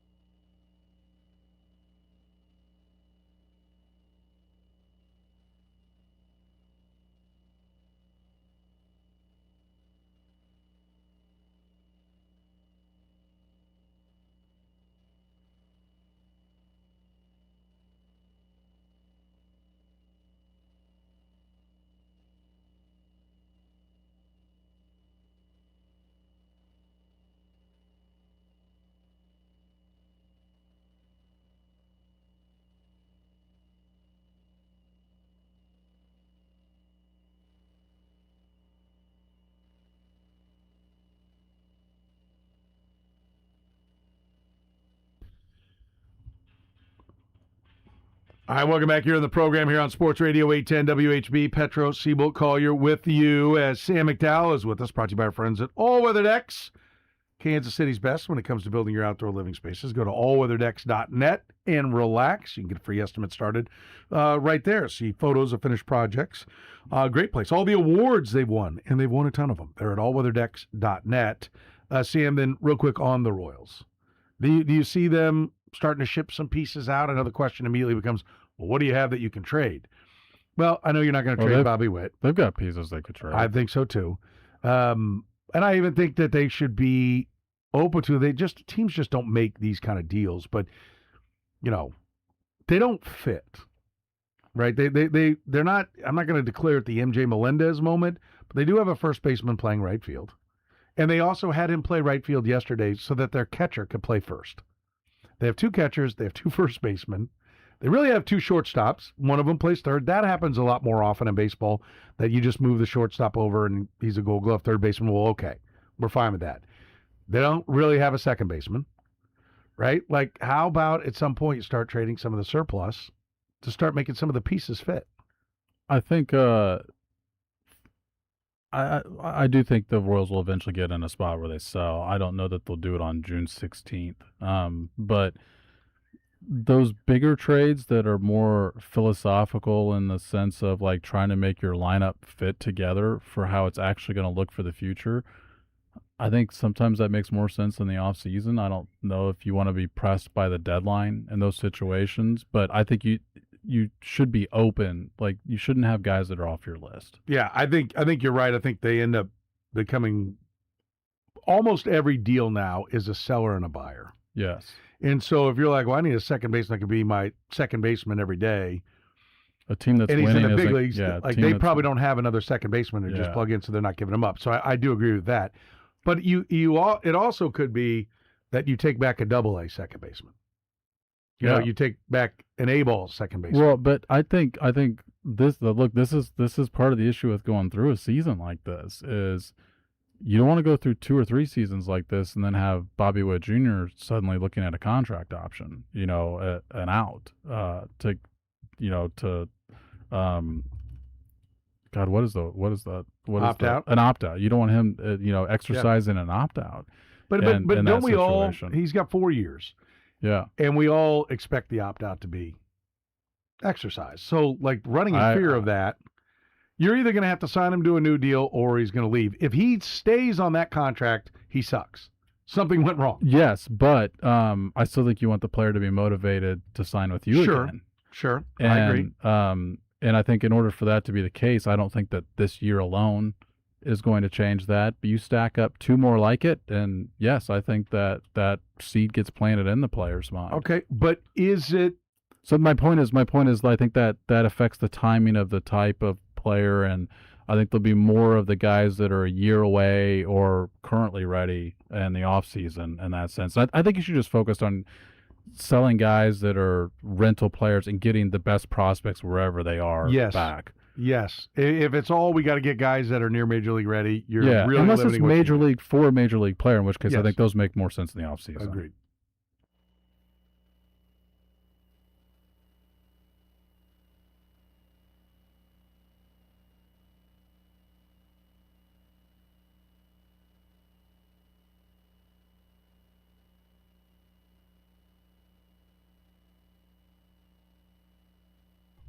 All right, since 1982, what player has had the most sacks in their first 2 NFL seasons?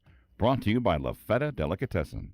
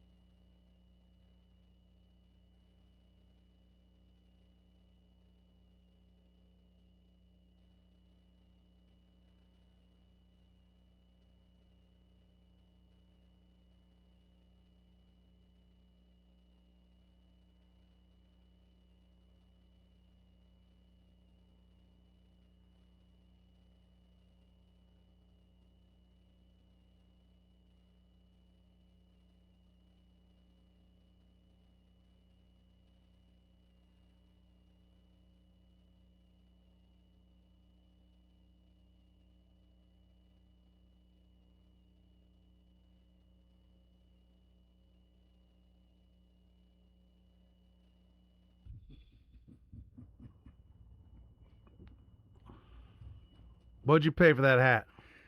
Not a dime. You got it for free? Got it for free. Oh, wow. How's that? Not bad, huh? Yeah. Oh, boy. Are you in a matching jacket, too? No. Well, doesn't that say 26 on it as well? No. What's that from? That's old. That's a Missouri Sports Hall of Fame. Oh, okay. Yeah. Okay. Deal. Of which you remember. Yes. Hall of Famer Frank Bowl. Thank you. How many Hall of Fames you in? That one, Villanova? 3. High school. You and Lamar Hunt are in CCHS. the same number of Hall No, of Fames. Lamar Hunt's in like 8. 3. God bless. Just 3. Just 3. 3. Just 3. I probably don't deserve to be in any one of them. I'm not even in my own I don't know family's about Hall that. of Fame, probably. I'm not. I'm not in my family's Hall of Fame. Hall of Shame? Hall of Sure. That's it. Yeah. Yes. Yeah. Exactly. That's where we come in.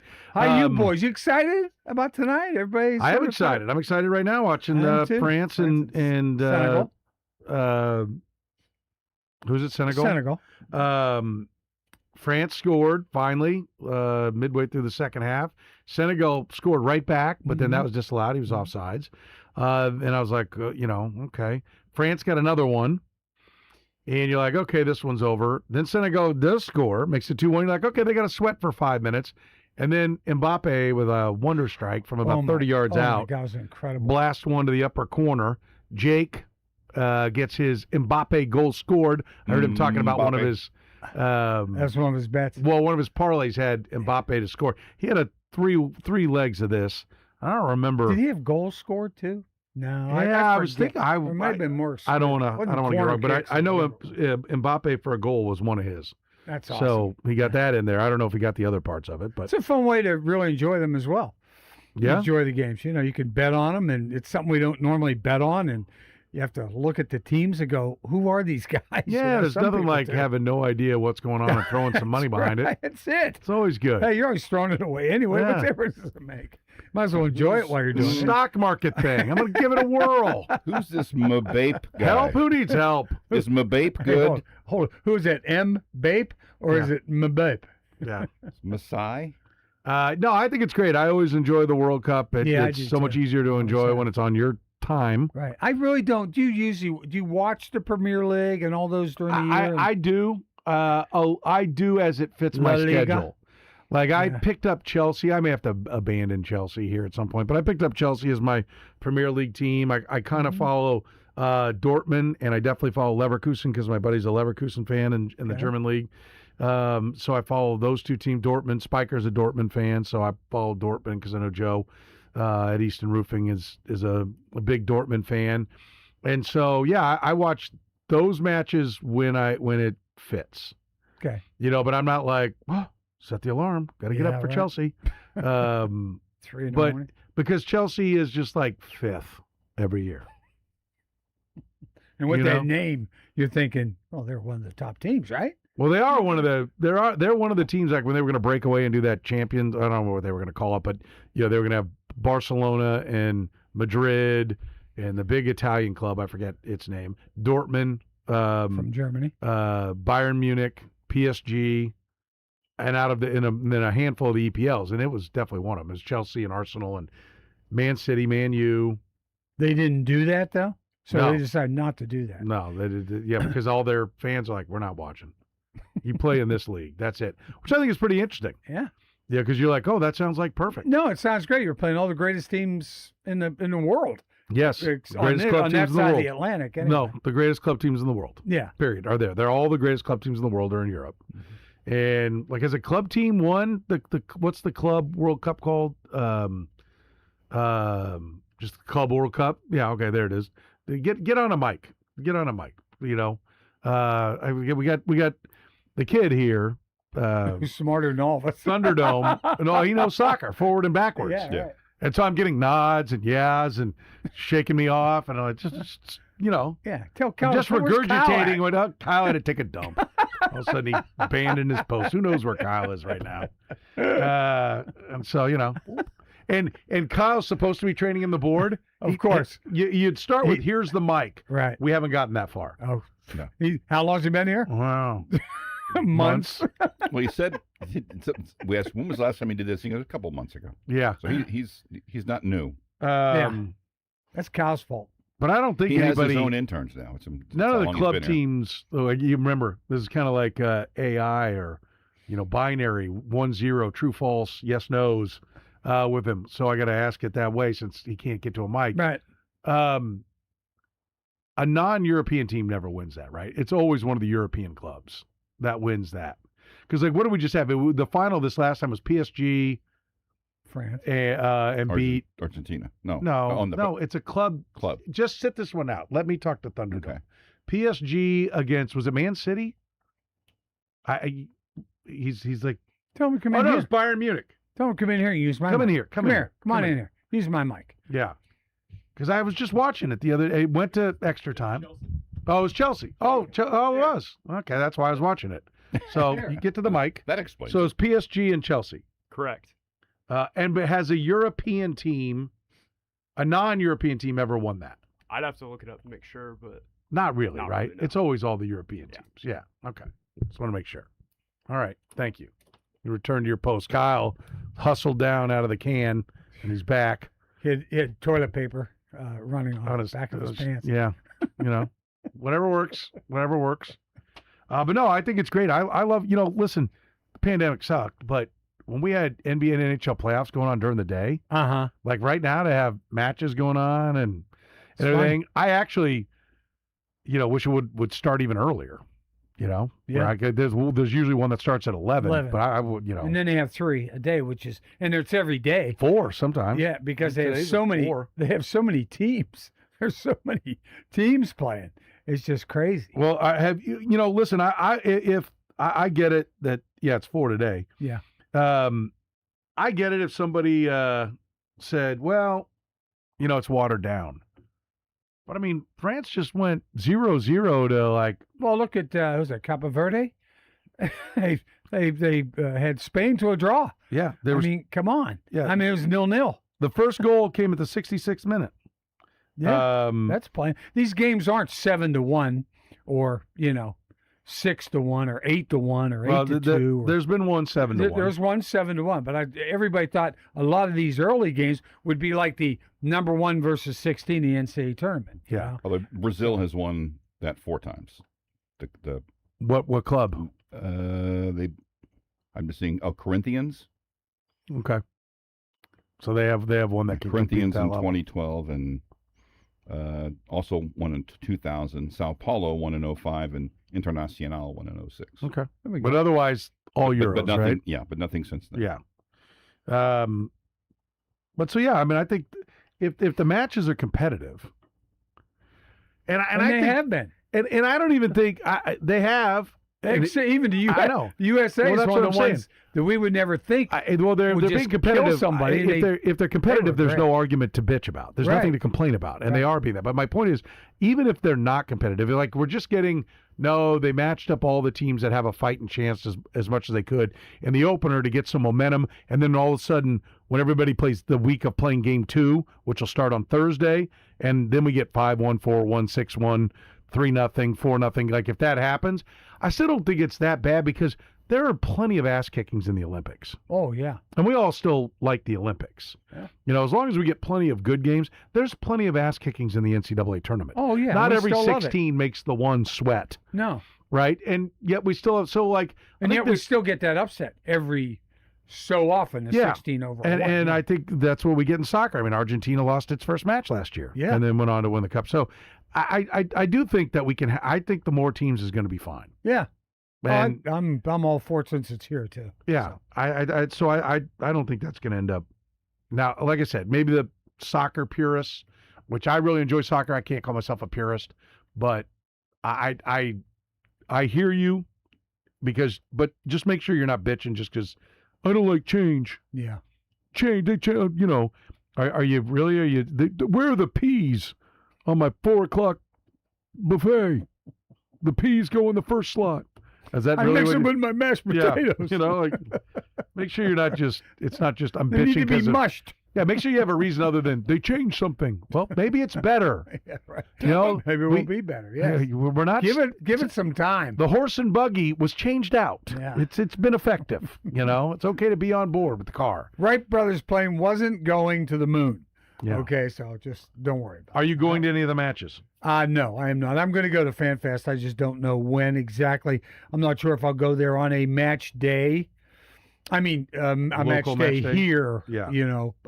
What about a U.S. match day? Do you make a point for it to be U.S.? I was thinking about it, but I just think that might be a zoo as well, pretty much. Well, isn't that why you go? No, I want to go to get the feel for it. I'd go to the zoo, but I think it's just going to be a bunch of animals. I want a great atmosphere, but I want it to be real easy to get in. Yeah, I want it to be easy to get. Easy in Shut and up, out. Curtis. Not too loud.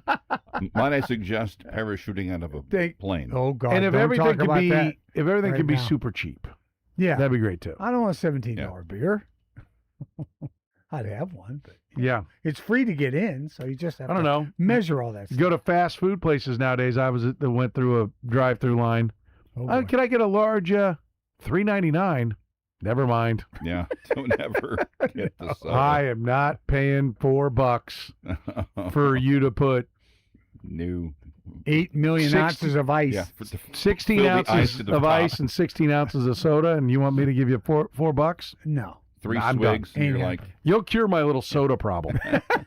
you get 3 long swigs, like all of a sudden Gone. it's, what that? You look at that cup. What? I'll tell you what this cup is. The cup is kept so that I can dispose of it. Yeah. Uh-huh. Where if I'm like, okay, I Plastic. can't. Yeah, like you take it. But this is 2 cans of soda at my house poured into it because I ain't paying. No. That's getting ridiculous. I'm becoming that guy. Got to get off the soda. I know. Okay, and you they're really do. helping me All right. by that's charging you really exorbitant do have amounts to to where get I'm off like, it. this is just not worth it. that stuff. I've been a loyal soda consumer, and You have they're been. and they are just trying to drive me Hey, out. listen, I'm going to tell you something. When I was in TV way back in the day, I can't tell you how many Diet Cokes I drank. I just can't. I couldn't even tell you how many. Just Yeah. Didn't want now, anybody instead to of know, or having you coffee, don't remember. you know, at night I'd drink a diet soda, Yeah. and then another diet soda, and another diet, then buy some potato chips to eat with the diet soda. You know, my diet was horrendous back in those days. But God, it was bad. it's perfect now. No, so, it's not you know, much better now. It's all good. Yeah. We were talking with Sam about the Royals selling. Yeah. Do you think we'll Well- see any kind of selling? Well, I just hope they are doing this, and I'm sure you probably discussed this. I think they have to start thinking about building a team for the 29, 30, 31 seasons. You know, especially, get the 500 by 29, playoffs by 30. When they open a new stadium, you are now poised to be a playoff type contender deal. I just think it's going to be a long process to get where they want to go, is all I'm saying. And I'd like to see it happen and coordinate almost So you don't with you the don't think opening this of is the stadium. a decent team that's just having really, really bad luck with injuries? Well, they are that, but is that going to remedy itself somehow? I mean, is that going to? I mean, these guys going to come back from these things and they're going to be fine, or is it they aren't, and we don't have anybody, and we got to start from scratch. Except See, with Bobby, I Witt. don't mind the idea of playing the long game. Yeah. And setting yourself up to be more competitive at a higher level for longer. I will accept. Yeah, you've always been that way. Losing seasons to get there because I ain't planning on dying tomorrow. Right. All right. So I'm fine with that as long as the payoff is there, and I think it could be. So go for it. If you look at this, and I think it's entirely possible because I listen. Here's one of the things David Lesky and I were talking about on the Kaufman Corner podcast. If you sit down now or at any time, whenever you discuss what your team is, and you go, okay, what's our core? Like, I feel like you need a core of like 3 starting pitchers, probably 3 relievers, and probably 5 hitters with another defender. You know what I mean? Like, you can have a Kyle Isbell. Or you can have a guy batting. Yeah, but you need 1 through 5. Yeah. That's Bob- ready to rock. yeah. And then you can find, that one guy who's a defender, hopefully doesn't hit 9. Hopefully he's good enough to hit 7 or 8. And then you can find 6, 7, and 9 every year. Or 6, 7, and 9 are your young guys coming up that aren't ready to be 1 through 5s, but are good enough But in they're your 6. coming. Yeah. So, I mean, I think you need like 12 to 15 guys, right, that are your core. And so, like I think every year you need to be kind of need to be looking for 4 and 5. Now, 4 and 5 on your rotation could be the guys that were 6, 7, and 8 in your minors. They're ready to graduate up and fill that role of 4 and 5. And we got some new guys.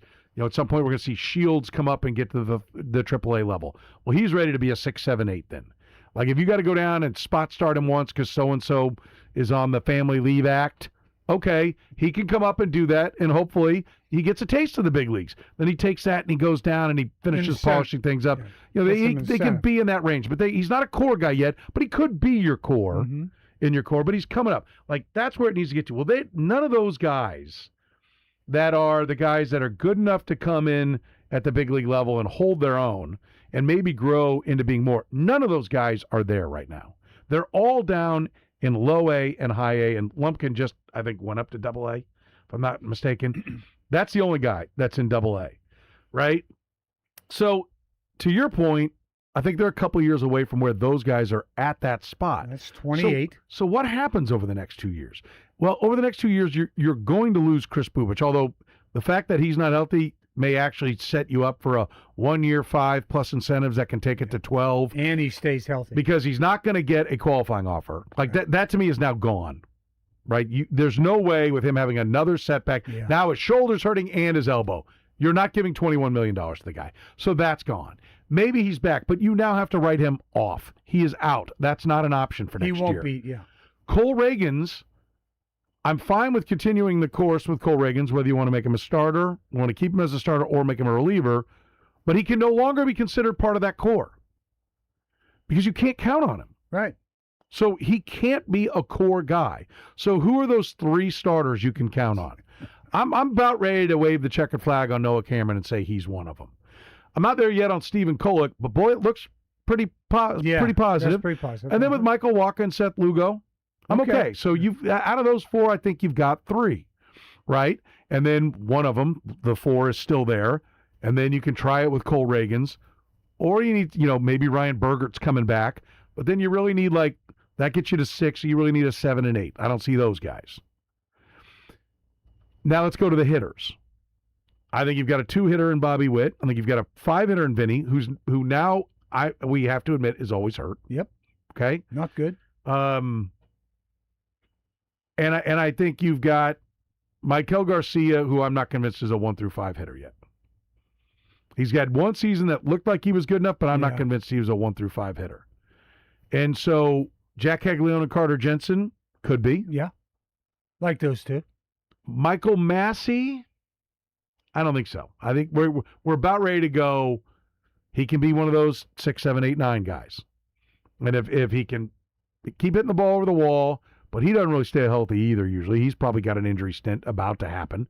Nick Lofton is not really turning the corner like I'd hoped. So what do you really have that's in that core that each year you can just be finding? Let's go put Isaac Collins in left. That's a 6, 7, 8, 9 guy.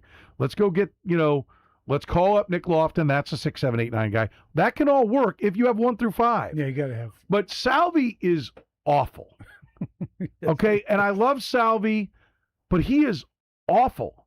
And they're continuing to play Jack Caglione, who we just said we have hope for, in right field. I mean, let's just look at what they did last night. What were the numbers on Salvi? Who had those numbers? Last 12 games? Give me those last 12 games on Salvador Perez. I want you to hear this. This is the last 12 games. They are. And we're almost halfway through the year right now. Yep. 135, 164, 135, 298. Wow. His OPS for the last 12 games is 298. And they took the number 6 overall pick, who finally had first base open up, who's 6'5", 255 pounds. And the first baseman that was in front of him, and maybe rightfully so because he's accomplished a lot more, is hurt. And so he played 1 game at first base. And you know what they did? They sent him back to the outfield right field, so they could put a guy at first base, so they could put a catcher at first base who is OPSing below 300 in the last 12 games. Mm-hmm. What are we doing? 7 for 52, no extra base hits, 1 walk, 11 Ks. That's my tribute to Taylor Twellman. Oh, yeah. Oh. From the World Cup that got eliminated. Yes, I remember that. What are we doing? I remember that. Because what I really say is, What WTF are we doing? Yeah, I know. You know, is what I really want to say. At some point, you get so lost in, you're just not seeing the forest anymore when you've got a catcher who's not hitting, who you play at first base to keep his bat in the lineup, and you make the first baseman go back out to the outfield. Right. What are you doing? Exactly. And the other problem is nobody cares because they're doing so bad. I mean, nobody has your passion. They're all going, okay, they're done. When did Chiefs go to St. Joe? It's after. Oh, we got the World Cup. Okay, we're good.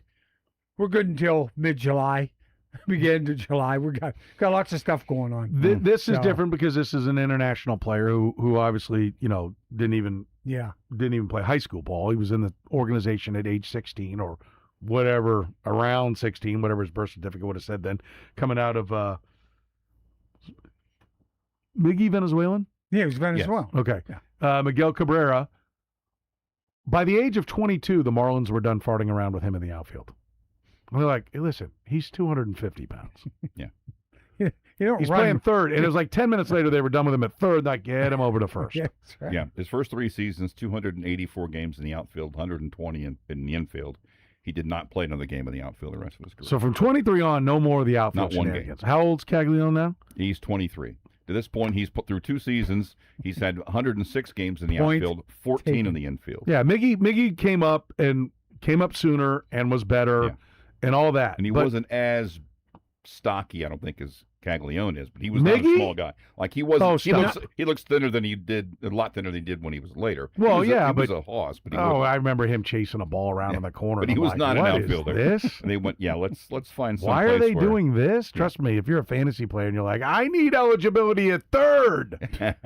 Get this foolishness out of here. And he did. Back to third. But I just I can't stress, like, what are you doing? What is the freaking plan? Sit Salvi. Oh no, that's what is this sin. lifetime pass? It's professional baseball. We appreciate everything you're doing and have done for the team, and we're paying you. But I go back to when they did the contract. I said the thing that has to be said is we're going to pay you. Yeah. But we're going to tell you when to play. And there's going to be no bitching. And I'll go back to this foolishness, this absolute foolishness of this tiptoeing around, well, he needed a mental health day or a mental break or whatever it was. Well, I don't need. Why are we worrying about Salvador's tweet? No. First of all, he's the manager and he'll tell you when to play. Sure. And second of all, somebody should have told him about the time they were handing him the pen. And let's be clear. Hold on. I'm going to take the contract over here. I'm going to put it back in front of you, but no, Salvi, you'll play when we say to play because you're getting older. And one thing you ball players never know is when it's done. Yeah. That's my job, is to know when it's done. It's my job to know when you're having a tough day, but you're a talent. We're going to stick with you because we know you're going to turn the corner and you're going to be good, and we did that. But it's also my job to look at it and go, I know he's done a lot, but I know he's old now. Mm-hmm. Okay? And so we're going to handle you differently. So when we start seeing that, Salvi, we're going to tell you we see it, and then you're not going to play as much. Are we still good with that? Because if we're not good with that, go on down the road. Yep. But if you're good with it, okay, here's the contract. Now sign it. It is ridiculous that the first baseman's out and the first baseman you drafted, that is the future at that position, that is hitting, and you are now going to say, no, stay in the outfield. Yeah. The catcher's still playing first. Sure. It's ridiculous. It's absolutely ridiculous. They should just sit him, but they can't. He probably shouldn't have come back this year. I mean, he just shouldn't be back. Well, I mean, I can't tell you that I'd had. I love Salvi too. I got no issue. He's got. I would have had to have seen what was offered in a trade, but I don't. He wouldn't have made it all the years they were losing here with me. Yeah, right. He'd have been traded for young talent. And I think this. And listen, if Salvi goes to Cooperstown, I'm going to try to get there. Yeah. And if he wears only a Royals uniform, it's going to be great. And when they put 13 on the scoreboard, which I think is coming, and rightfully so, or on the Hall of Fame where they put it now, mm-hmm. I think it's going to be great. It's going to be a great day, and I'll cherish those days, right? But it's professional baseball, and you owe it to the city to try to win. Yes. Not try to make Salvi's transition as comfortable as it can be for Salvi. I think everybody's afraid to do something like that because they're, because he's so beloved. Well, and this You know isn't, what I mean? they're not on there's not 3 years to go on a deal. This is not like Miguel Cabrera's last 3 years with the Tigers, where he was just one of the best baseball players to ever play the game. One of the best hitters, I guess I should say, to ever play the game. And a no-doubter Hall of Famer. Mm-hmm. And you signed him and you overpaid going in and you knew you were paying him for more years and he was going to be good, but you did it because he was a Triple Crown MVP caliber player, and that's what it took to keep him in your uniform.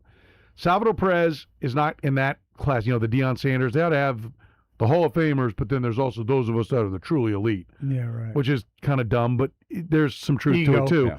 But There is a Miggy distinction. was one of those, he's in. Salvi, we're going to debate about. Yeah. Now, I think he deserves to be in, but we're going to debate about The it. writers will debate about it, and they're the ones who are going to have the vote. And they have not been on a contract that's forced him to have him out there, and it's not like I don't understand what the logic is, and it's not what's in the best interest of the team. It's not even what's in the best interest of getting him going. There's all kinds of data. David Lesky rattles it off all the time about how much better he is after a day off. And it's like, oh, no, we run Salvi out the first. Why? Yeah. Let him sit. I mean, these are the things where And I he begin probably, to question. He probably complains all the time if he doesn't play. Well, I don't want to say that until I know that. Yeah. I know he wants to play, and I know he didn't like the comments that Matt Quatrero had, so I don't think you're far off. Yeah. Right. But it's just I'm like, why are you doing this? No logic. Who was the DH yesterday? I don't know offhand. Let me see. Right, because Caglione was in the lineup batting third against a lefty. No, that's today. That's today. I'm mixing today.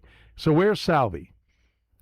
Let's see. I posted this earlier. Where is the lineup? Perez is catching and batting sixth. Okay, against the lefty, and so then Cags is at first. He's at first playing. Who's the batting DH? Third. DH is Marte, batting fifth, and Lane Thomas is leading off, which will drive some people crazy. Who's give me left, center, right? Collins. Colbert in left. Oh. Meisner in center and Thomas in right. Wow. There's an outfield for you. I just don't. That's like making it up. Lofton at second. Lofton is at second. Yeah. I feel scared the hell out of you. Right? Witt pitching. Witt pitching. Witt is not pitching. No, Waka's pitching. Yeah, Thomas, Witt, Cags, Garcia, Marte, Perez, Lofton, Tolbert, Meisner. Ooh, that bottom of that lineup. Watch, they'll go like 8 for 8 for 17. It is baseball. Yeah. I mean, baseball happened, but I mean, it's where they are. They've got a lot of injuries. I mean, but they're a team. I think the one thing that I completely missed is just like not putting enough credit into the depth. They don't have it. The bullpen was shaky going in. That's right. And the hope was that, in my mind, was that Avila and Black were going to come along and settle it down. And Estevez has been out. Strom hasn't been as good, and he's missed some time. And then the whole Reagans and Bubic, I mean, it's just last year all over again. Yeah, I don't think they want to pay for depth. You know what I mean? It's just, they take a look. No, at I that don't think they do, and yeah. I don't think they should. I think they have to be great at developing talent. They just aren't far enough along to have their guys there. Right. The guys you're still ways off. The guys you're counting on are because it takes 3 to 5 years to develop guys. It's still dating more guys that are, or whatever you've been able to shuffle the deck with, but it's not the premium picks, right? That are here. I mean, right now the Royals' depth sucks because Gavin Cross and Asa Lacy and Frank Mazzucato and Ben Kudrna and Wallace or whatever that third baseman was that's nowhere to be found anywhere. Well, they traded Caden Wallace. I know, but they traded him because he wasn't any good. Right, yeah. You heard the crack of the Caden Wallace bat anywhere in the big leagues? That was like the first thing JJ did was, that draft sucked. And he started moving everybody. I'll tell you how bad he is. I thought Caden Wallace. I thought, no, that guy played for like North Carolina or something. In Yeah, the he played for NCAA Arkansas. tournament. And I went, oh no, that was like I thought he was a basketball player. Oh, Caden Wallace. Yeah, that's not who they're thinking of. That guy played for Carolina or something. The hoops. Oh no, yeah, that was the player. Yeah, that's how bad he was. I thought he played basketball. Yeah.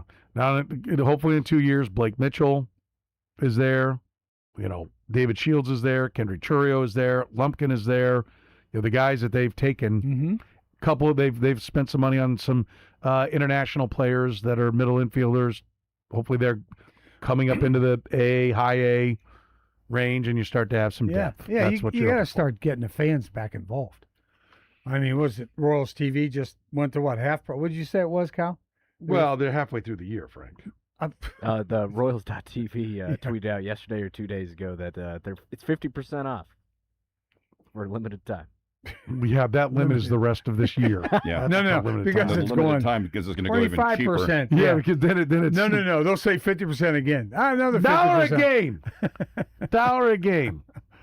Buck a game. If we get to the 5th and it's 1-1, buy in. You know, we'll pay you. Take a break. Frank Opinions with the Godfather, Frank Bowler, next.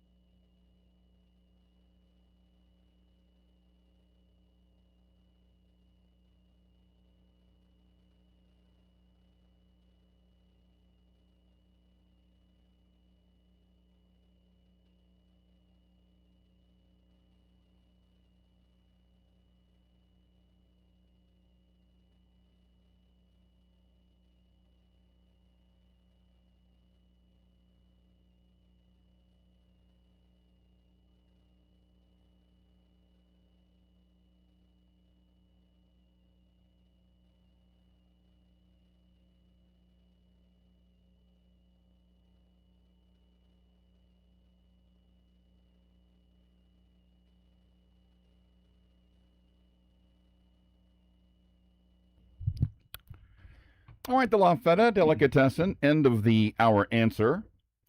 Since 1982, when the sack became an official stat, what player has had the most in their first 2 NFL seasons? 4 guys have had 30. Who's had the most?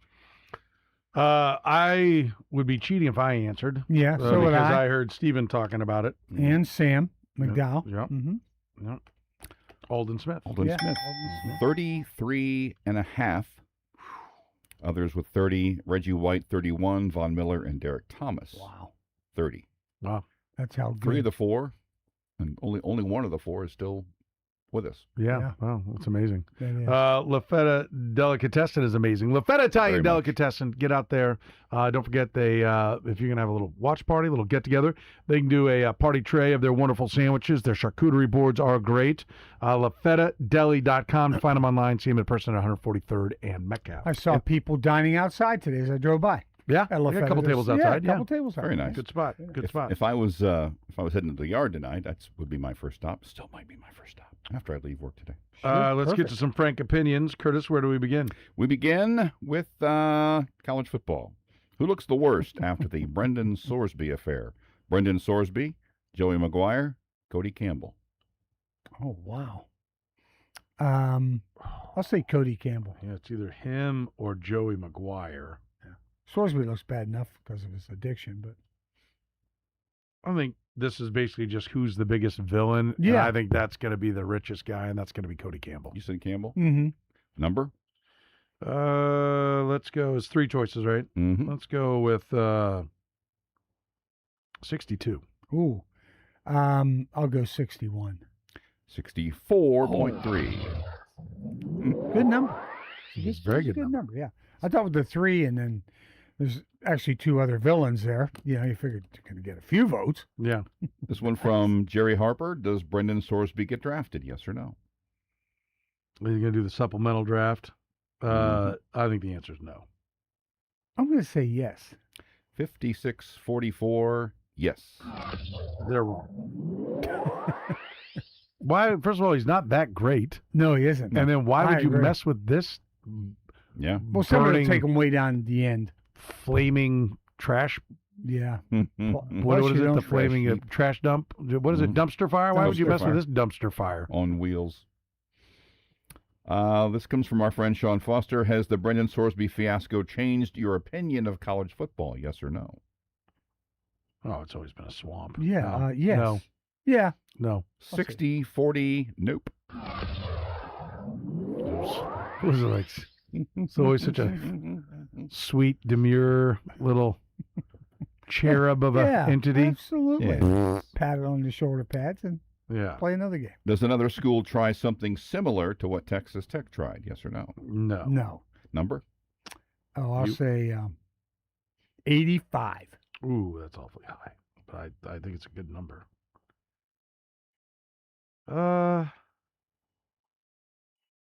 86. 58.5. Oh, wow. Oh my God. Cow. Jaded. So, wow, so somebody else going to try this? Oh, good. Threw it at the mascot, and I took a big swing. Holy cow. All right, how many World Cup games have you watched at least part of? There have been 16 to this point before today. There had been 16 matches. How many have you watched? 5 or fewer? 6 or more?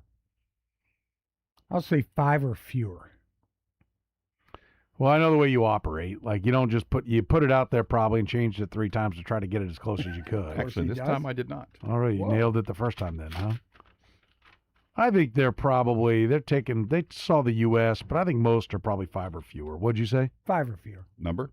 Let's go with, I don't think it's everybody, though. I think there's plenty that are watching more than that. I'll go 61%. 62. 56. So confident in that answer. Just got slapped around. Yeah. How far does the men's national team go in the World Cup? Round of 32, round of 16, round of 8, semifinal or further? Round of 16. Yeah, I'll say round of 16. Number? Frank? I'll say 45. No, 46. 56. 54 was going to be my number. 20% said round of 32, 16% said round of 8, 8% think it's semifinal or further. When do the Royals trade a frontline player or pitcher? Before the All-Star break? After the All-Star break? They don't. After the All-Star break. They don't. 40% said after the break. 37% said they don't. 23% said before the break. Okay. Where do the Royals finish in the AL Central?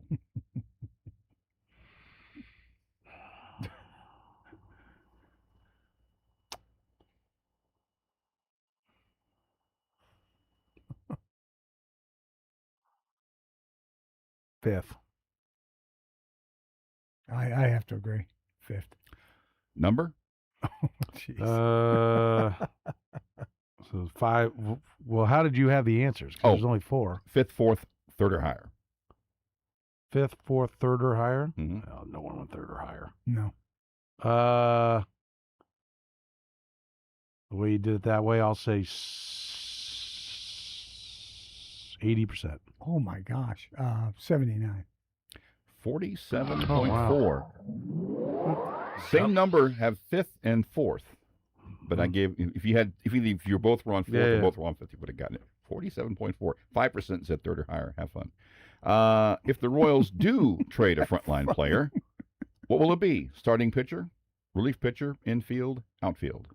Starting pitcher. Yeah, they'll land on that. That's probably not right, but yeah, starting pitcher. Number? I'll say 65. And how many choices we had? Starting pitcher, relief, infield, outfield. 4. I'll go 64. 70.6.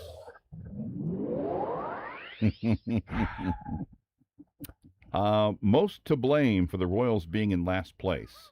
Too many injuries, not enough talent, poor coaching. Oh boy, poor Q. I take a beating on this one. I'll say not enough good players. Not enough talent? No, I'm sorry, not enough talent. Same difference. For the Royals, demise. For being in last place. What's most to blame? Injuries. 47% said not enough talent. 29% said poor coaching. 23%. All right, let's pick up the pace here. I need a couple. How many Royals hit 20 homers this season? 1, none, 2, 3 or more. Sorry, none, 1, 2, 3 or more. 1. Number? None, 1. You had 4 choices? Mm-hmm. 59%.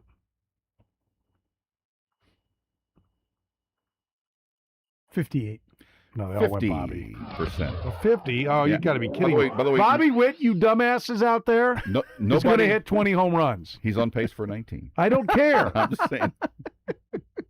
Pull your heads out of your asses. Said 1. This is the 13th time the Royals have not had a 20 or 10 home run guy. Jack Caglione will hit 20 home runs before it's all said and done. Hell, Carter Jensen probably will. Calm down. What about Salvi? No. I'm like, Not if I'm managing. It's a joke. Earlier in the day. I need 3 more. Who will have the there's not enough questions. Who will have the most receiving yards this season? Rashee Rice, Xavier Worthy. Rashee Rice. I'll say Xavier Worthy. 55-45 Worthy. What is going on with you? How? On what planet? Through what means? They saw not going to be completely ready, or they like Xavier's new position coach or something. I don't know. He ran out of the What jail. are Looked you like he was doing people all right. looking at? It's the new Twitter account. Ever since Curtis got the crypto hack, It's kind of there's new voters. Weird. I get some odd ducks. Who wins more games the next 3 seasons? Lance Leipold at KU, Colin Klein at K-State.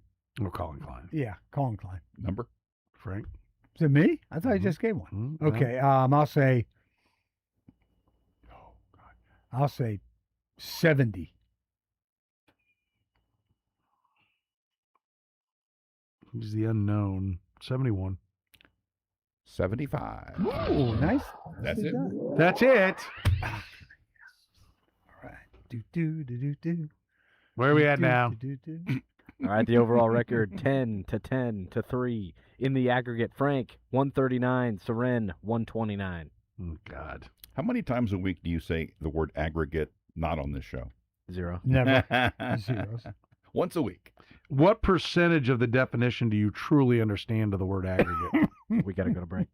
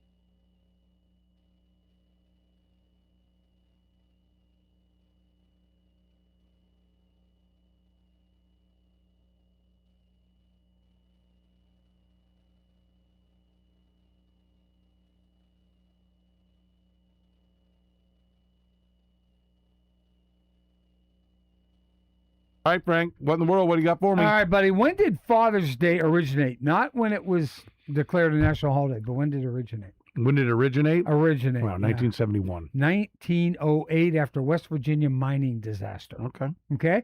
When did it become a permanent holiday? 1945. 72. Oh, should have stuck with my first one. The U.S. Secret Service. 1971. U.S. Secret Service reported drone incursions near what? Drone incursions. The World Cup? The United States, I'm sorry, Kansas City's restricted zone right here. Plus the UFC fight in D.C. Disclosure Day opens this weekend. Where does the movie partially set? Where is the movie partially set? Earth. No, in Kansas City. So really? Kansas City, That's whoever the main woman is, she's on the air and she starts speaking languages during the weather, which is what they usually do during the weather. Yeah. Speak a language we don't understand. They usually do it during a sporting event. Yes, exactly.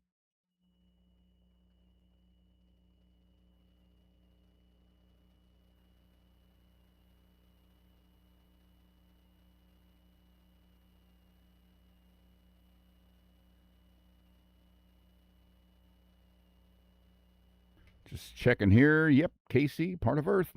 Who was the last Angels player to have 100 RBIs in their rookie season? Brought to you by La Feta Delicatessen.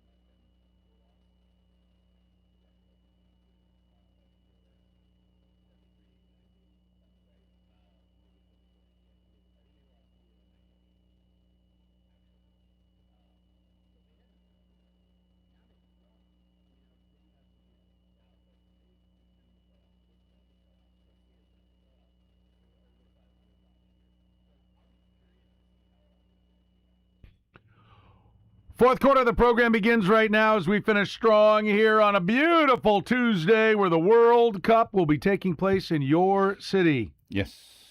For the Right here. First time ever. Right here, right now. World Cup Pretty cool. soccer coming to Kansas City. There are 4 places in the world where there is a World Cup soccer match, and one of them is at the corner of Blue Ridge Cutoff. Yeah, today, at the corner of Blue Ridge Cutoff and I-70. Yeah. That's pretty amazing. It is. And 4 years ago today was when they announced that Kansas City had won its spot. Yep. So we celebrate that anniversary. Happy anniversary. By putting the first match in Kansas City Stadium, as it will forever be known here moving forward. Kansas City Stadium. Because you're not getting a nickel by us here. We're FIFA. If you want to know, ever curious, just how much money matters in sports, that they made these stadiums literally take letters off of it. Not just cover something up, or not just, well, we're not going to refer to it as that. They actually took words, physical letters off of the sides of buildings. Yeah. So that's some power right there. Yeah. That is some power. We got 3 matches tonight. Iraq versus Norway is underway right now. No score. They're in the 6th minute of that one. That's in Boston, I think we just heard right there on the update. Argentina and Algeria right here in Kansas City. That's on Fox. It's at 8 p.m. Argentina minus 240. Algeria plus 700. A draw is plus 360. Argentina heavy favorite there. And then the nightcap, 11p. Do you like the night games? Yeah, I do. Very cool. Austria versus Jordan. That's on FS1. Austria minus 280. Jordan plus 800. That's in Santa Clara. Yeah. Tunisia canned their coach. They brought in Hervé Renard. Hervé, I think. Hervé? Yeah, because the guy that was played Tattoo on Love Boat or Fantasy Island was Hervé Villachez. So really? Hervé Renard. Hervé Renard. He will be in charge. It's pronounced Favre. Sabri Lamouchi, who coached Tunisia. I'm nowhere near on these names. I think you're probably pretty close to that one. Sabri Lamouchi. Sabri Lamouchi. Probably. He was sacked after unrest in the changing room. I love the word sacked. That's very much a British word, but I like using it too. Yeah. So got the sack. Earlier today, France 3-1 over Senegal. No score till the 66th minute when Mbappe broke through. Scored the first one for France. Looked like Senegal equaled it. That was disallowed for offsides. France got another one to make it 2-0. Then in the 85th minute, I think it was, or no, 95th minute, they made it 2-1. It's like, well, France is at least going to have to sweat the last few minutes here of extra time. I think they had 9 or 10 minutes on the clock for extra time. And Mbappe, a 30-yard wonder strike to make it 3-1. That's your World Cup for today. Royals back in action tonight against the Nationals. 5:45 on Royals TV. Washington minus 138. Royals plus 118. Michael Wacha against old friend alert. Mm-hmm. Foster Griffin. How about that? Do you remember Foster Griffin? I do. Foster Griffin was the 28th pick in the 2014 draft by the Kansas City Royals. He would get to the big leagues at age 24. Pitch 1 2/3 innings. He was a high school pitcher, so it took a while, obviously. Yeah. Drafted in 14, got there in 20, and then got hurt. Immediately got hurt. Yeah, I remember everybody remembers the video of him. He was just as crestfallen as I've ever seen a player. Well, in tears. You're like, I worked my way to get here. I throw 1 2/3 and I'm done. Yeah. He comes back up in 22, pitches for the Royals, then goes to the Jays, nothing. Off to Japan for 3 years, and now for Washington, he's 7-2 with a 3.46 ERA, 78 innings, 74 strikeouts. The whip down below 1.1, 1.090. I will say his fielding independent pitching says he's out over his skis a little bit, but he's clearly a competent starter. I mean, I can't blame the Royals. No, I mean, no. They've been at it for a while, but congratulations to Foster Griffin for getting his career turning around. 1 year, $5 million deal I think he's got with the Nationals this year. Good for him. I can't imagine in 2020, or when was it 20 that he got hurt, that he thought, I'll be back. He probably at that moment thought, man, am I ever going to see the mound again? And resurrected his career overseas.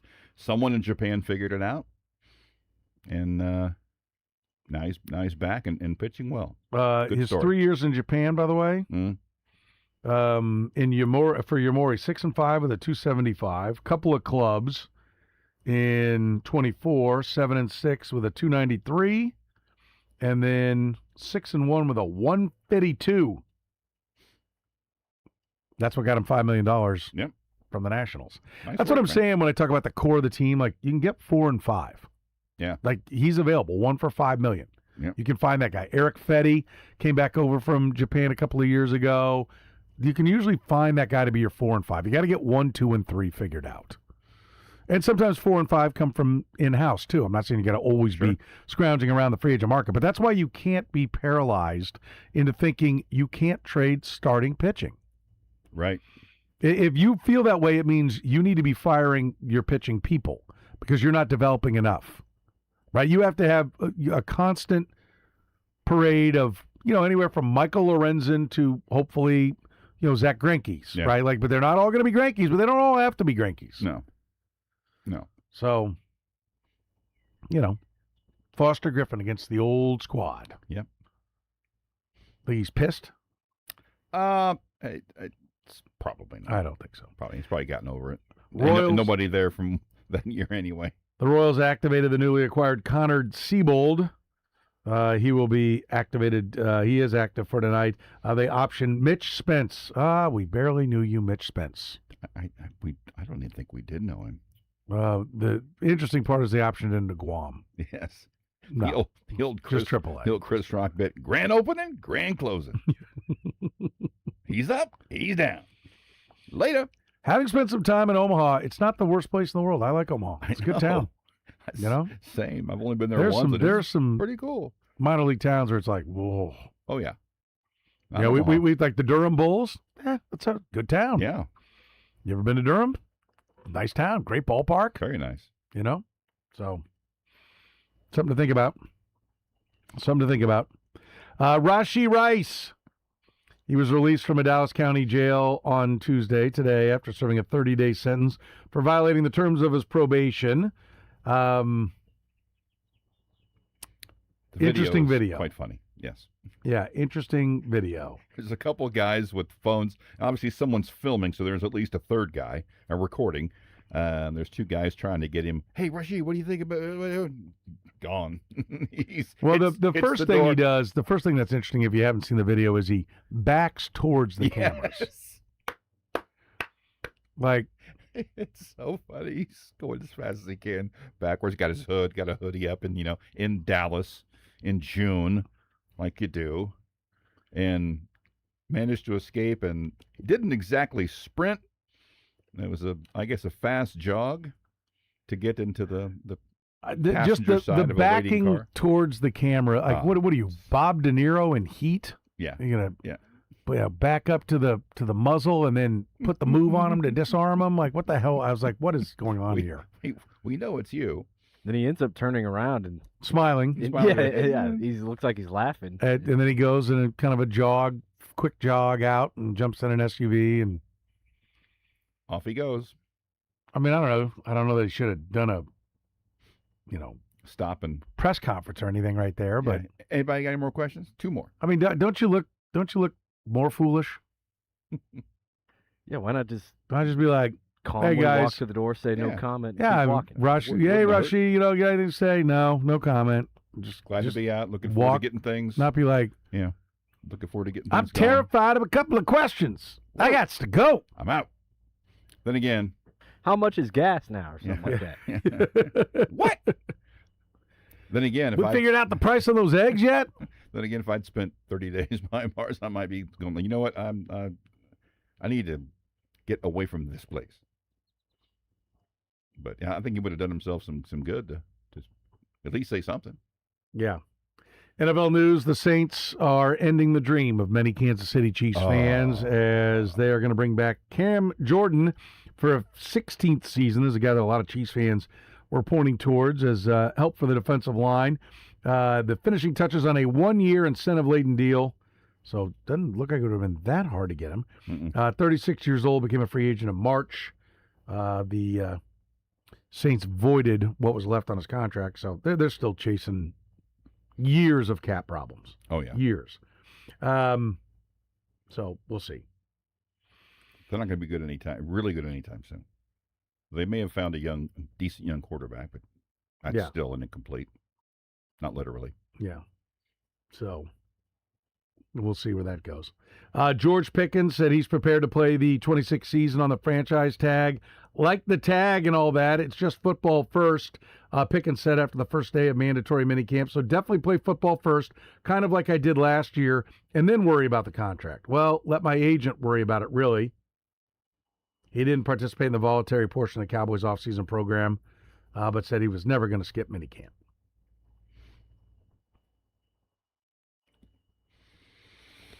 I don't know about that guy. I mean, I know about him. But I think the Cowboys are pretty smart. I mean, keep the carrot out in front of them. Yeah. Now, do they? I mean, because I'm stunned that they didn't pay him, but I thought for sure they'd pay him. Yeah, right. When you say stunned, you did mean like you thought it was a great idea. You're stunned that they didn't do it. Yeah, it's the right thing to do, but when do they do the right thing? Right. I mean, and by the way, if it's like new contract for George Pickens just been announced by the Cowboys, like going into the third preseason game, I will not be shocked. If they don't, we'd be like, oh, the Cowboys, maybe they woke up a little bit. It's like, it's actually, if you're an NFC East fan, you're like, oh, damn, I was hoping they'd give him a big new deal. They may be wising up. I mean, would you pay the guy? No. He's one of those guys that I love for 1 year. Yeah. I mean, you'll see games you'll be like, wow, holy, look, did you see that? But there's a reason why it's... Let's be honest. There's so much other stuff. Either Jerry's going to cave and give him a big contract in training camp, or the Browns will guarantee him $180 million. There you go. And what could go wrong there? No, they've never made a bad financial decision. Doesn't he have Browns written all over him? Hmm? I think so. Who else can we sign to a really bad Who else would deal? give a bunch of money for a player that's completely at risk, that's done all right for a couple of years, but is just ready to explode?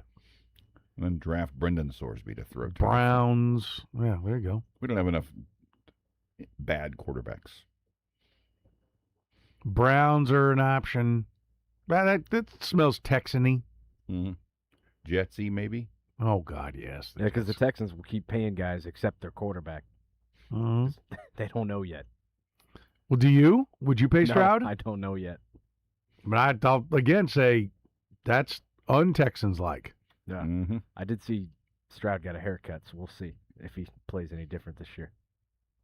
What am I missing? He cut the he kind of cut the locks. What did he have going? Did he have? Oh yeah, he had the braids. Yeah. Mm-hmm. Yeah. Okay. Well, I thought Jalen Brunson was bringing that back. Yeah, I thought so too. Huh. So this is his new plan. Okay. Thought the braids looked cool. Well, it didn't work for Pat. That's right. If Pat has a bad year this year again, do you think he'll go back to the old haircut? That'd be the test of players superstitious. Yeah. That's a word. Superstitious is definitely a word. Yeah, I'm definitely growing that back out, man. Can't do this short hair, dog. We will take a break. The man who handles all things Big 12, Ari Temkin from the Big 12 Network, will join us. We'll talk about what the lasting ramifications are going to be from all this hubbub down in Lubbock with Texas Tech. We'll do that next here in the program. The program with Soren Petro. That is trash! Weekdays from 2 to 6 on Sports Radio 810 WHB. Gann Asphalt and Concrete is Kansas City's best when it comes to anything that deals with concrete, with asphalt. Look, one contractor, all things parking lot. That's been them for more than 30 years. Your parking lot says a lot about your business. Cracks, potholes, faded striping, damaged concrete can create safety concerns, leave the wrong impression with customers. The first and last impression you leave with clients and customers is that parking lot. If they're playing bumper cars out there because they can't see the lines on where to park or can't find a place to park because your lines are all screwed up and all the cars are parked over the line, maybe you don't have the proper handicap identification out there. Gann Asphalt and Concrete can help you out with all that, right? They help Kansas City businesses protect their properties with asphalt paving, seal coating, crack filling, parking lot striping, concrete work, and repairs. Their experienced crews always deliver quality workmanship and dependable service on every single project. Whether you need routine maintenance or a complete parking lot overhaul, Gann is ready to help. Find them online right now and get started with a free estimate at GannAsphalt.com. That's GannAsphalt.com. For more than 30 years, locally owned and operated, Gann Asphalt and Concrete has been the one place you need to go when it comes to your parking lot. So don't wait. Go right now to GannAsphalt.com. One contractor, all things parking lot. That's Gann Asphalt and Concrete, online at GannAsphalt.com. I can't raise my arms. I can't climb stairs. I can't kneel down, which means I can't play with the kids, golf with the guys, or get through a workday without exhausting pain. Hey, this is SSJ, and I'm here to celebrate what you can do. And that's exactly what QC Kinetics patients are doing. Not bracing for the next jolt of pain. It's gone. They've moved on, back to living their lives. You've heard me talk about the team at QC Kinetics, and so many of you have been through their game-changing regenerative treatments. Done right in the office. No missing work, no surgery, no long recovery. The inflammation calms down, the pain backs off. And we love hearing from you. How we here at Sports Radio 810 helped you dig out from under that long list of can'ts and get back to living your best life. So go find out what you can do. It's a good life out there, folks. Go live it to the fullest. Let's get rid of that pain starting now. The consultation's totally free to see if you're a good candidate. Call 816-412-6299. That's 816-412-6299. QC Kinetics. Getting a little older doesn't have to mean, well, getting older. This is Jeff for Heartland Men's Health, and if you're feeling low energy, can't sleep, can't lose weight, are struggling with brain fog, or your sex drive is off, it's time to change it up.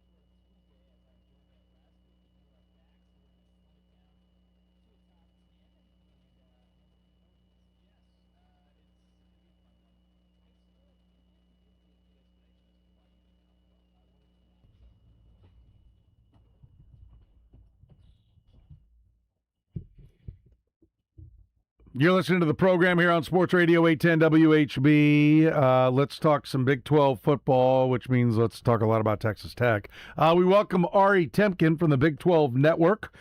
He joins us here right now on a Tuesday. Ari, how are you, buddy?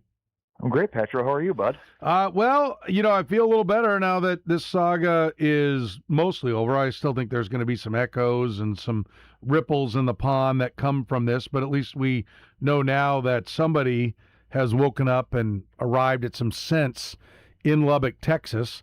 I don't think this, and I've said it all along, I've never thought he was going to play because maybe early on when it first happened, I don't know when the first time we started polling each other, we'd sit here and be like, all right, is he going to play? Is he not going to play? And I've always been no since we started asking that. When the judge's injunction came down, I read a lawyer had a whole big, spiel on Twitter about how it works as far as overturning it and that there's no timeline where it could ever get done before the season. I was like, oh, okay.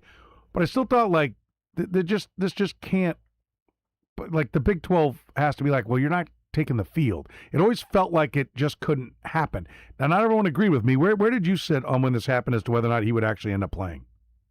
Yeah, I mean, I was pretty confident, Petro, kind of throughout this whole process that he would still play, given how many L's the NCAA had been taking, and, that this one seemed like a impending L as well. And, I said a couple of weeks before the injunction was granted that, I thought the injunction would happen and that would create quite the media firestorm, which it did. The one thing, though, is I'm not sure that Texas Tech or Sorsby were prepared for quite the media storm that ended up engulfing them. And, yeah, it's sort of funny as, quote-unquote, stewards of the Big 12 that Brett Yormark was kind of the last line of defense.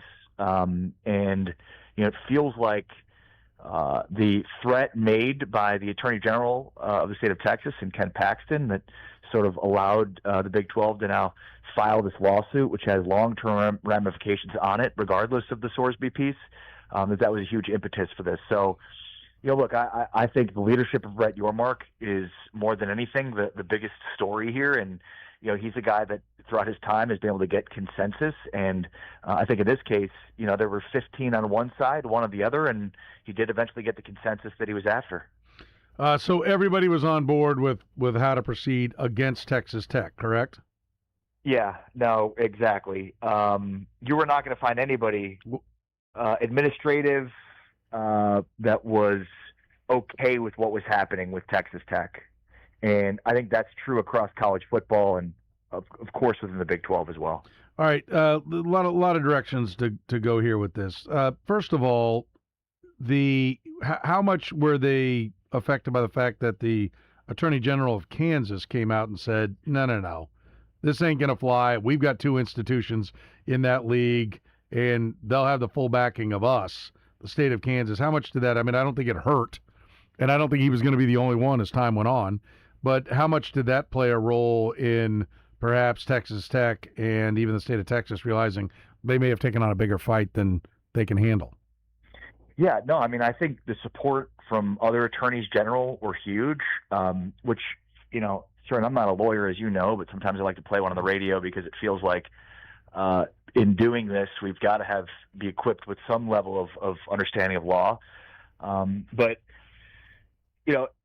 I think the biggest part of this was, the Big 12 was set to meet to discuss potential ramifications for this, potential penalties for Tech. And when that happened, the Attorney General of the state of Texas, Ken Paxton, kind of levied a threat at the Big 12. This caused the Big 12 to react. That's the basis of their lawsuit against Ken Paxton, the Attorney General of the state of Texas. And the reason I think it's a long-term, probably the bigger deal of this is, if the Big 12 wins this lawsuit, and I think all indications are that they will, this would ensure that the conferences themselves would be able to police themselves. And, number one, the Big 12, its filing is basically that, hey, the Attorney General got in the way of the free will or the free speech of a conference here of an operating business across multiple state lines. And that's the key there, as you mentioned, with the Kansas Attorney General, too, where it's not just in one state, but there's multiple states here, which, again, is a larger deal. So basically the reaction from the Big 12 was to take the threat by Paxton, turn this into a much larger lawsuit based on Paxton's actions. It's a total F around and find out type of situation here. And now, again, if the Big 12 wins, other conferences will have the precedent here that, if the NCAA steps in to suspend a player and then that injunction is granted, these conferences, based on the decision here by a federal judge, would be able to then go beyond the NCAA and not be able to punish and not have to face the injunction. So again, a lot of legal piece here, but I think it's a huge deal because long term it allows the conferences to police themselves. No, I'm glad you brought it up because that's exactly what I talked about yesterday or the day before. I can't remember when it was. Maybe it was for whenever the started coming out. I said, I want people to understand what this means. It means that if you've got a business and you're operating it and all parties have agreed that this is how the business is going to run, and then one person goes, no, I don't like how that is, and then the government's just going to jump in and not only say, no, you're going to run the business the way we tell you to run it, but then we're also going to take punitive actions against you if you don't. I said, right. That's flat out scary. I said, I want people to hear what that means, particularly with the way everything has become a party alignment. That pretty much means well, I'm this party and your business, you're not my party, so I'm going to tell you how to run that business. That's I know everyone's like, oh, what's the big deal? It's a football player. I talked about this, when teams started having their own websites and everything, and I'm like, listen, it's not really that big a deal if the Chiefs have their own website and they just give you all pro Chiefs stuff and they don't let the regular media into the same places they let their people into. I think it's wrong, right? I don't think it's what the country was founded on. But I said the precedent, the problem is here is if the government starts operating that way. Yeah, right? That's the problem, and that's what this is. And to your point, yes, on the conferences, we could very easily blow this off and say, well, what does it really matter? So somebody plays football that probably shouldn't have. It's still just a game. Settle down. This is, and I'm with you, I think this is an important case, but it's also going to be an expensive case. And it's also one that the other side might want to say, well, let's see how much money they're willing to spend, how far to go. And it's also one that could end up in front of a Supreme Court, which I don't know which way the court would go.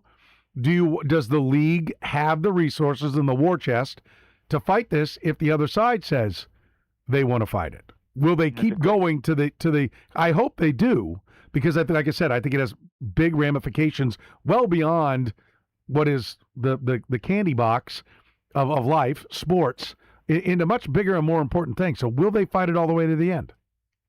I mean, it's a great point, and I think there's probably a fight to a certain point.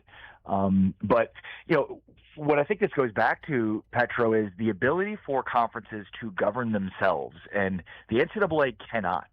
The Supreme Court ruled that the NCAA was a monopoly, and so we've obviously been over that. And so every rule that the NCAA tries to enact and then police and enforce gets basically,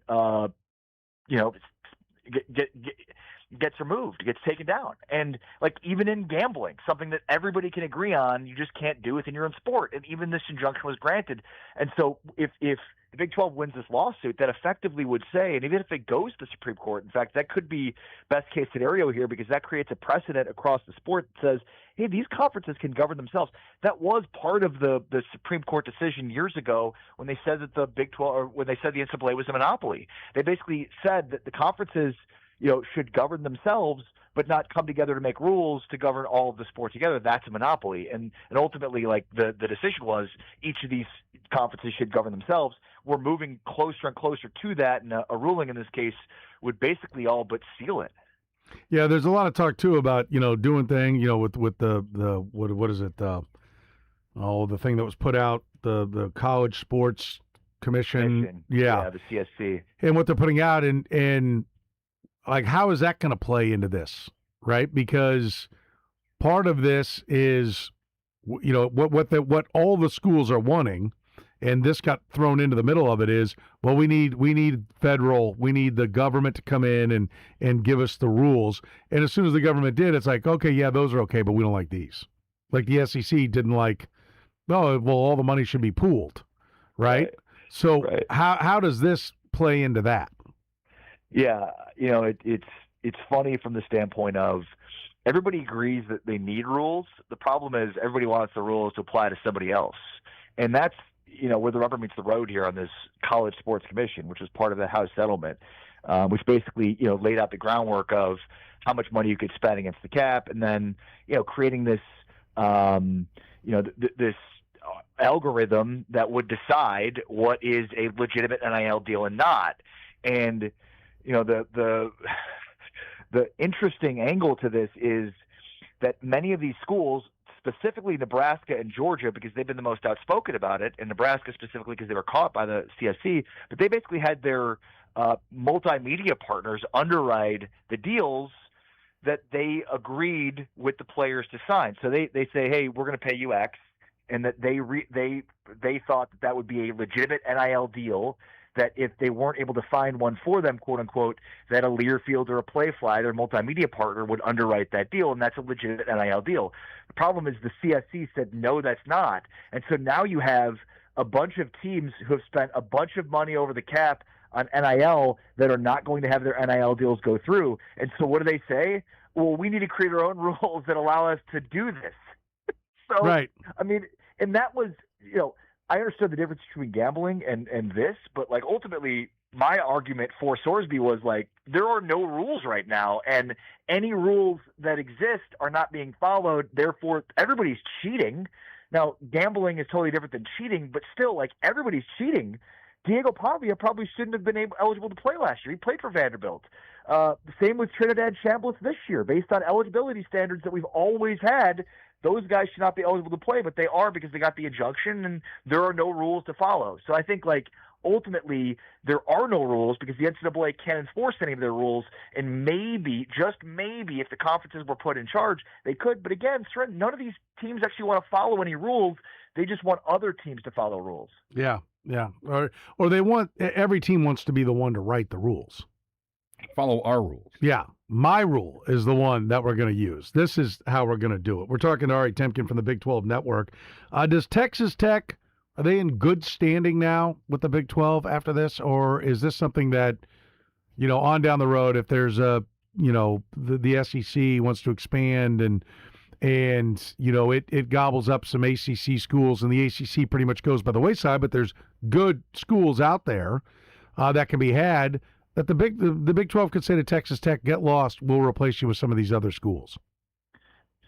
I think the Big 12 is going to be – Texas Tech is going to be in good standing with the Big 12. I do wonder if Brett Yormark will levy some sort of penalty against them for basically threatening and moving forward with a lawsuit against the conference in order to try to get their player eligible to play when the rest of the conference didn't. I also think it's worth pointing out that most of these conferences are operating within their own best self-interest. And in this case, I'm not sure that the Big 12 did. I think the Big 12 did more what's in the best interest of college sports than actually what's in their own best self-interest. Now, you could argue that the PR piece would be super negative, but there's no doubt about it that Texas Tech is better off with Brendan Sorsby playing quarterback than they are without him. They have a higher ceiling. They've got an opportunity to win the Big 12 and go far in the playoffs, something that I'm not so sure they have today without Brendan Sorsby at quarterback. So in some ways, the Big 12 cut off its nose despite its face, but did so again in serving the better purpose at large. Again, you could probably make the case, that there's a PR angle here that would have worked against the Big 12, but from a competition standpoint, the Big 12 was incentivized to play better with Tech. I mean, you and I both have been around long enough to remember when Texas and Oklahoma used to throw their weight around in the Big 12 and get whatever they wanted, and we've seen many examples of Brett Yormark not playing that way, and I think this is the latest. I mean, this is, Brett Yormark in many ways was up against it. I mean, you've got your top brand, an ascending brand, trying to get its way, much in the same way that Texas and Oklahoma used to. And it's not as if Yormark took a stance on this. he is about getting consensus. He needs all 16 members to buy into whatever it is that they want to do. And he's not going to move forward with a majority. He needs consensus. I think that's what makes him a great leader. And I think in this case, it worked in some ways against him. But it will be interesting to see, Petro, to your point, if there's a penalty here levied against Texas Tech, if they just kind of come back to the Big 12 with tail between legs or what. But ultimately, the Big 12 wins, Brett Yormark wins, and college football wins. Do you think Brendan Sorsby was worth any of this? Do you think he's that much better than their second-string quarterback? I don't know. I would say yes, simply because Tech knew who their backup quarterback was going to be. They knew what they had in Will Hammond and still went out there and got the most expensive quarterback in the market. I asked Joey McGuire about that, Texas Tech's coach, this offseason. Like, if Hammond doesn't get hurt and tear his ACL, would they have gone with Hammond or would they have shopped around for a quarterback? And he said, no, they would have gone with Hammond. And I don't know. I find that hard to believe because, like, at this point, it sounds like he might miss 2 games coming back from injury. So, maybe this would have allowed them to go a little bit slower on it. But it feels like, was Sorsby worth it? No. Was the current situation that Texas Tech finds itself in at quarterback worth it? Probably yes. And I think that's the math they did here, Petro. Not is he worth it, but what's our options if we don't have Sorsby?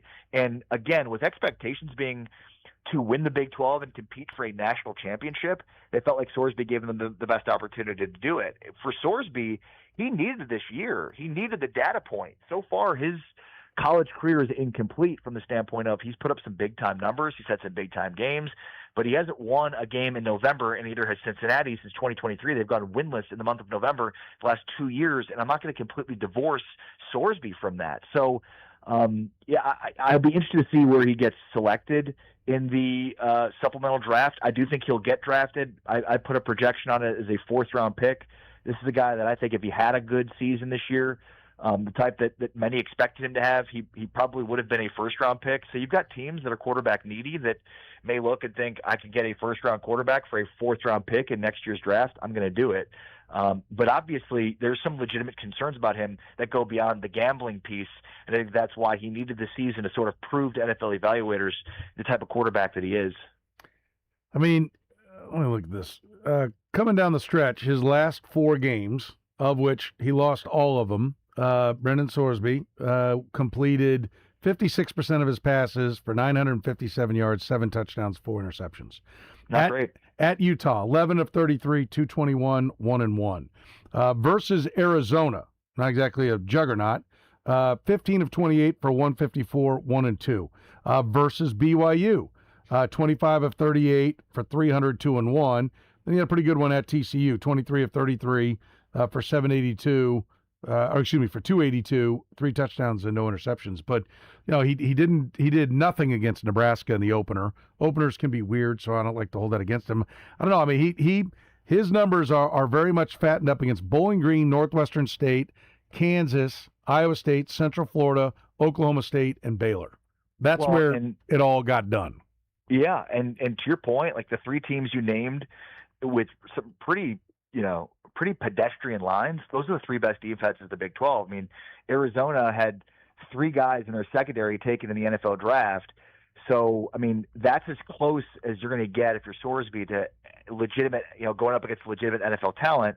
And it was not so good. And, look, but then there's the Sorsby apologists that will say, well, that's Scott Satterfield. That's a Satterfield issue. And in 2024, everybody maintained, not Sorsby, I'll say that, I'll get to his credit, he didn't make excuses, but Satterfield did, that it was about the receivers. Receivers couldn't get open on the field, they kept saying in 2024, and that's why his rushing numbers, went up substantially towards the back end of the season, but his passing numbers were bad again for the same exact reason. In 25, they had receivers.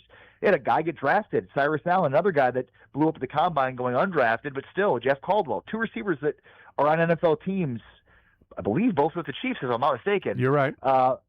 So, I don't. It's hard to buy the argument, right? Like, so the first year was they had no receivers that could get open down the field, and they bring in those receivers, and they were still bad. So it's like, well, what is it? What's the problem? And that's again why it's like it's not Cincinnati and it's not Sorsby, but it's both, and it's why I think he needed this year to kind of prove that these last 2 years are probably more about Satterfield and Cincinnati than they were about him. Yeah, I just I'm like, there's a lot of he's a good quarterback, and maybe with all the money Texas Tech is spending, it was going to get better. I just don't see why they even once the ruling came, once it just that came out, you walk away. You do the right thing. It's always easier. I said this the other day. I say that to my kids. You do the right thing, even if it's hard, even if it hurts at that moment, because trust me, in the long run, it will be easier on the big picture. Okay, so and Tech learned that lesson in a very big way in dealing with this. And yeah, does this slow Cody Campbell's role with Tech, do you think? Man, I hope so. I really do. I think a year ago when we had media days, he really burst onto the scene as this huge personality, and he was spending big money at Tech. And, for me, it's like the old saying that I'd rather be thought of as a fool than to open one's mouth and remove all doubt. And I'm not saying Cody Campbell's a fool. I'm simply saying, like, the more you talk publicly, the more you're going to say dumb things that make you look foolish. And that's, for me, the Cody Campbell experience here. And yeah, I think as you were just talking, like, oh man, it's really hard to look at Tech and think, why didn't they just take the right road? Well, look, you've got Lawrence Skuvenek, their president. You've got Joey McGuire, their head coach. You've got Kirby Hocutt, their athletic director. You've got Cody Campbell, who's, basically atop all of those with the Board of Regents. And it feels like he was the one most instrumental in this charge forward, because he's bankrolling this operation. And, for my money, I just see no way in which Joey McGuire felt like this was a good idea, independent of the gambling stuff, right? Like, I'm sure he didn't, but even independent of that, I'm sure he knew that this was going to be really bad and toxic for his locker room. Yeah. All right, let's get to our Final Four with Ari Temkin from the Big 12 Network. 4 quickies. We're a little bit under the gun, so we'll move pretty quick here, Ari. So just a couple of words, maybe a sentence or two. Does Sorsby get drafted in the supplemental draft? Yes. Ooh, I'll say no. Is Dion the head coach of Colorado in 27? Yes, I think they're due for a surprise season this year. Look out for Julian Lewis, their quarterback. Okay, all right. Will you attend a World Cup match? I will not, unless something crazy happens, like I win the lottery or somebody offers me free tickets. Yeah, okay, all right. Big soccer aficionado there. So, of course, we have to find out then, who do you think is going to win the World Cup? Argentina. Okay, there you go. I always like someone who answers, in the form of a question. Argentina? The Yankees? I'm Ron Burgundy. Ari, you're the man. We appreciate it. Great stuff as always. We will talk to you again down the road. Great talking, Petro. Be well, brother. All right, you too, buddy. There he goes. Ari Temkin. Big 12 Network does a fantastic job covering the Big 12. We'll take a break. Come back, wrap things up here with the kicker. The program with Soren Petro. He is not a journalist in the normal sense of the word. He's a columnist, and he's a person who dispenses opinion. Weekdays from 2 to 6 on Sports Radio 810 WHB. All right, listen up. Maybe you've got that special quarterback jersey that's autographed, and it's just sitting in a little plastic bin, a little box. Come on, don't make that mistake. Get it up on the wall. Show it some respect. Display it beautifully. That's what Art and Frame does. Art and Frame Warehouse, Kansas City's best. They're happy to help you out and do what they've done for me. All of my sports memorabilia, literally every single piece of it, whether it's a framed jersey, whether it's a autographed photo, whether it's a newspaper commemorating a championship, it's all been framed at Art and Frame Warehouse. Why? Because they're experts at framing sports memorabilia. They take care of it. They never damage it. Do you know some places will actually poke holes in the jersey to try to make it look right? Art and Frame can make it smooth, perfect, make it absolute artwork without ever damaging your item. Don't let somebody else damage your work. Take it to Art and Frame Warehouse. They're experts. Don't settle for good enough. Get it done right. They buy in bulk so they can keep the prices down. That's right. Gallery quality at warehouse prices. They'll even deliver and install, and everything comes with a lifetime warranty. Plus, mention 810, and you can get major discounts on sports memorabilia and custom shadow boxes. Right? Go right now to Art and Frame Warehouse. 92nd and Metcalf, online at framekc.com. Jeff Montgomery here from Miva Medical. Baseball season means crowds and long bathroom lines. If we're up several times during a 9-inning game, an enlarged prostate might be the problem. I recommend you visit Miva Medical. Dr. Brown at Miva Medical treated me with a quick, non-surgical procedure, and there was a minimal recovery time. Miva Medical is a leader in minimally invasive treatments for men in Kansas City. My life has changed since I saw them. Schedule your visit or learn more at miva-medical.com. Vanderbilt's is your local Brunt dealer. Come check out all the best sellers like the Marin Mocto, Omen Chelsea, Bulldog, and Vastbinder pull-ons, and the Hawthorne Hikers. Vanderbilt's has them all in stock and ready to go to work for you. Plus, don't miss the new Brunt Performance pocket tees and work pants, designed for comfort and durability.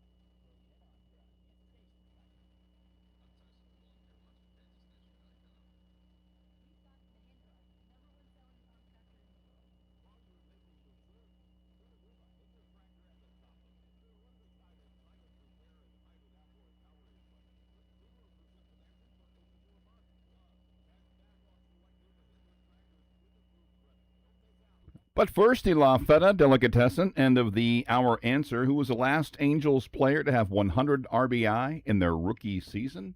Give you a hint, he's the only one to ever do it. Oh, wow. 40 years ago this year. I was going to say like Troy Glaus or Darren Erstad. Or Future Royal. Chili Davis?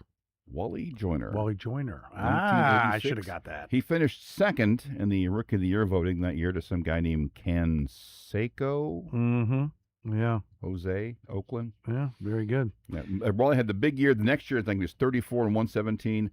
Never approached those numbers again. La Feta Delicatessen is very good. LaFetaDeli.com. Go get you some 143rd and Metcalf right now on the southeast corner. You can get you some wonderful, wonderful Italian sandwiches. At La Feta, they've got a whole great lineup. They've got other things. I say Italian sandwiches, Italian delicatessen, all kinds of great sandwiches. And they cater as well. Listen, I want to tell you what Texas Tech was going to fight about in the grand scheme of things. 30 cents on the dollar. That's what they were going to fight about. And we'll see where it is when it goes off. But they were, and it might only have been 20 cents. I can't remember if they were minus 120 or minus 130 to win the Big 12. They're even money right now. They're still an overwhelming favorite. Plus 100 for Texas Tech, plus 600 for BYU. All right? So it was like minimal how much it was going to move the needle for the team. Now, depth-wise, somebody goes down and this is a betting line.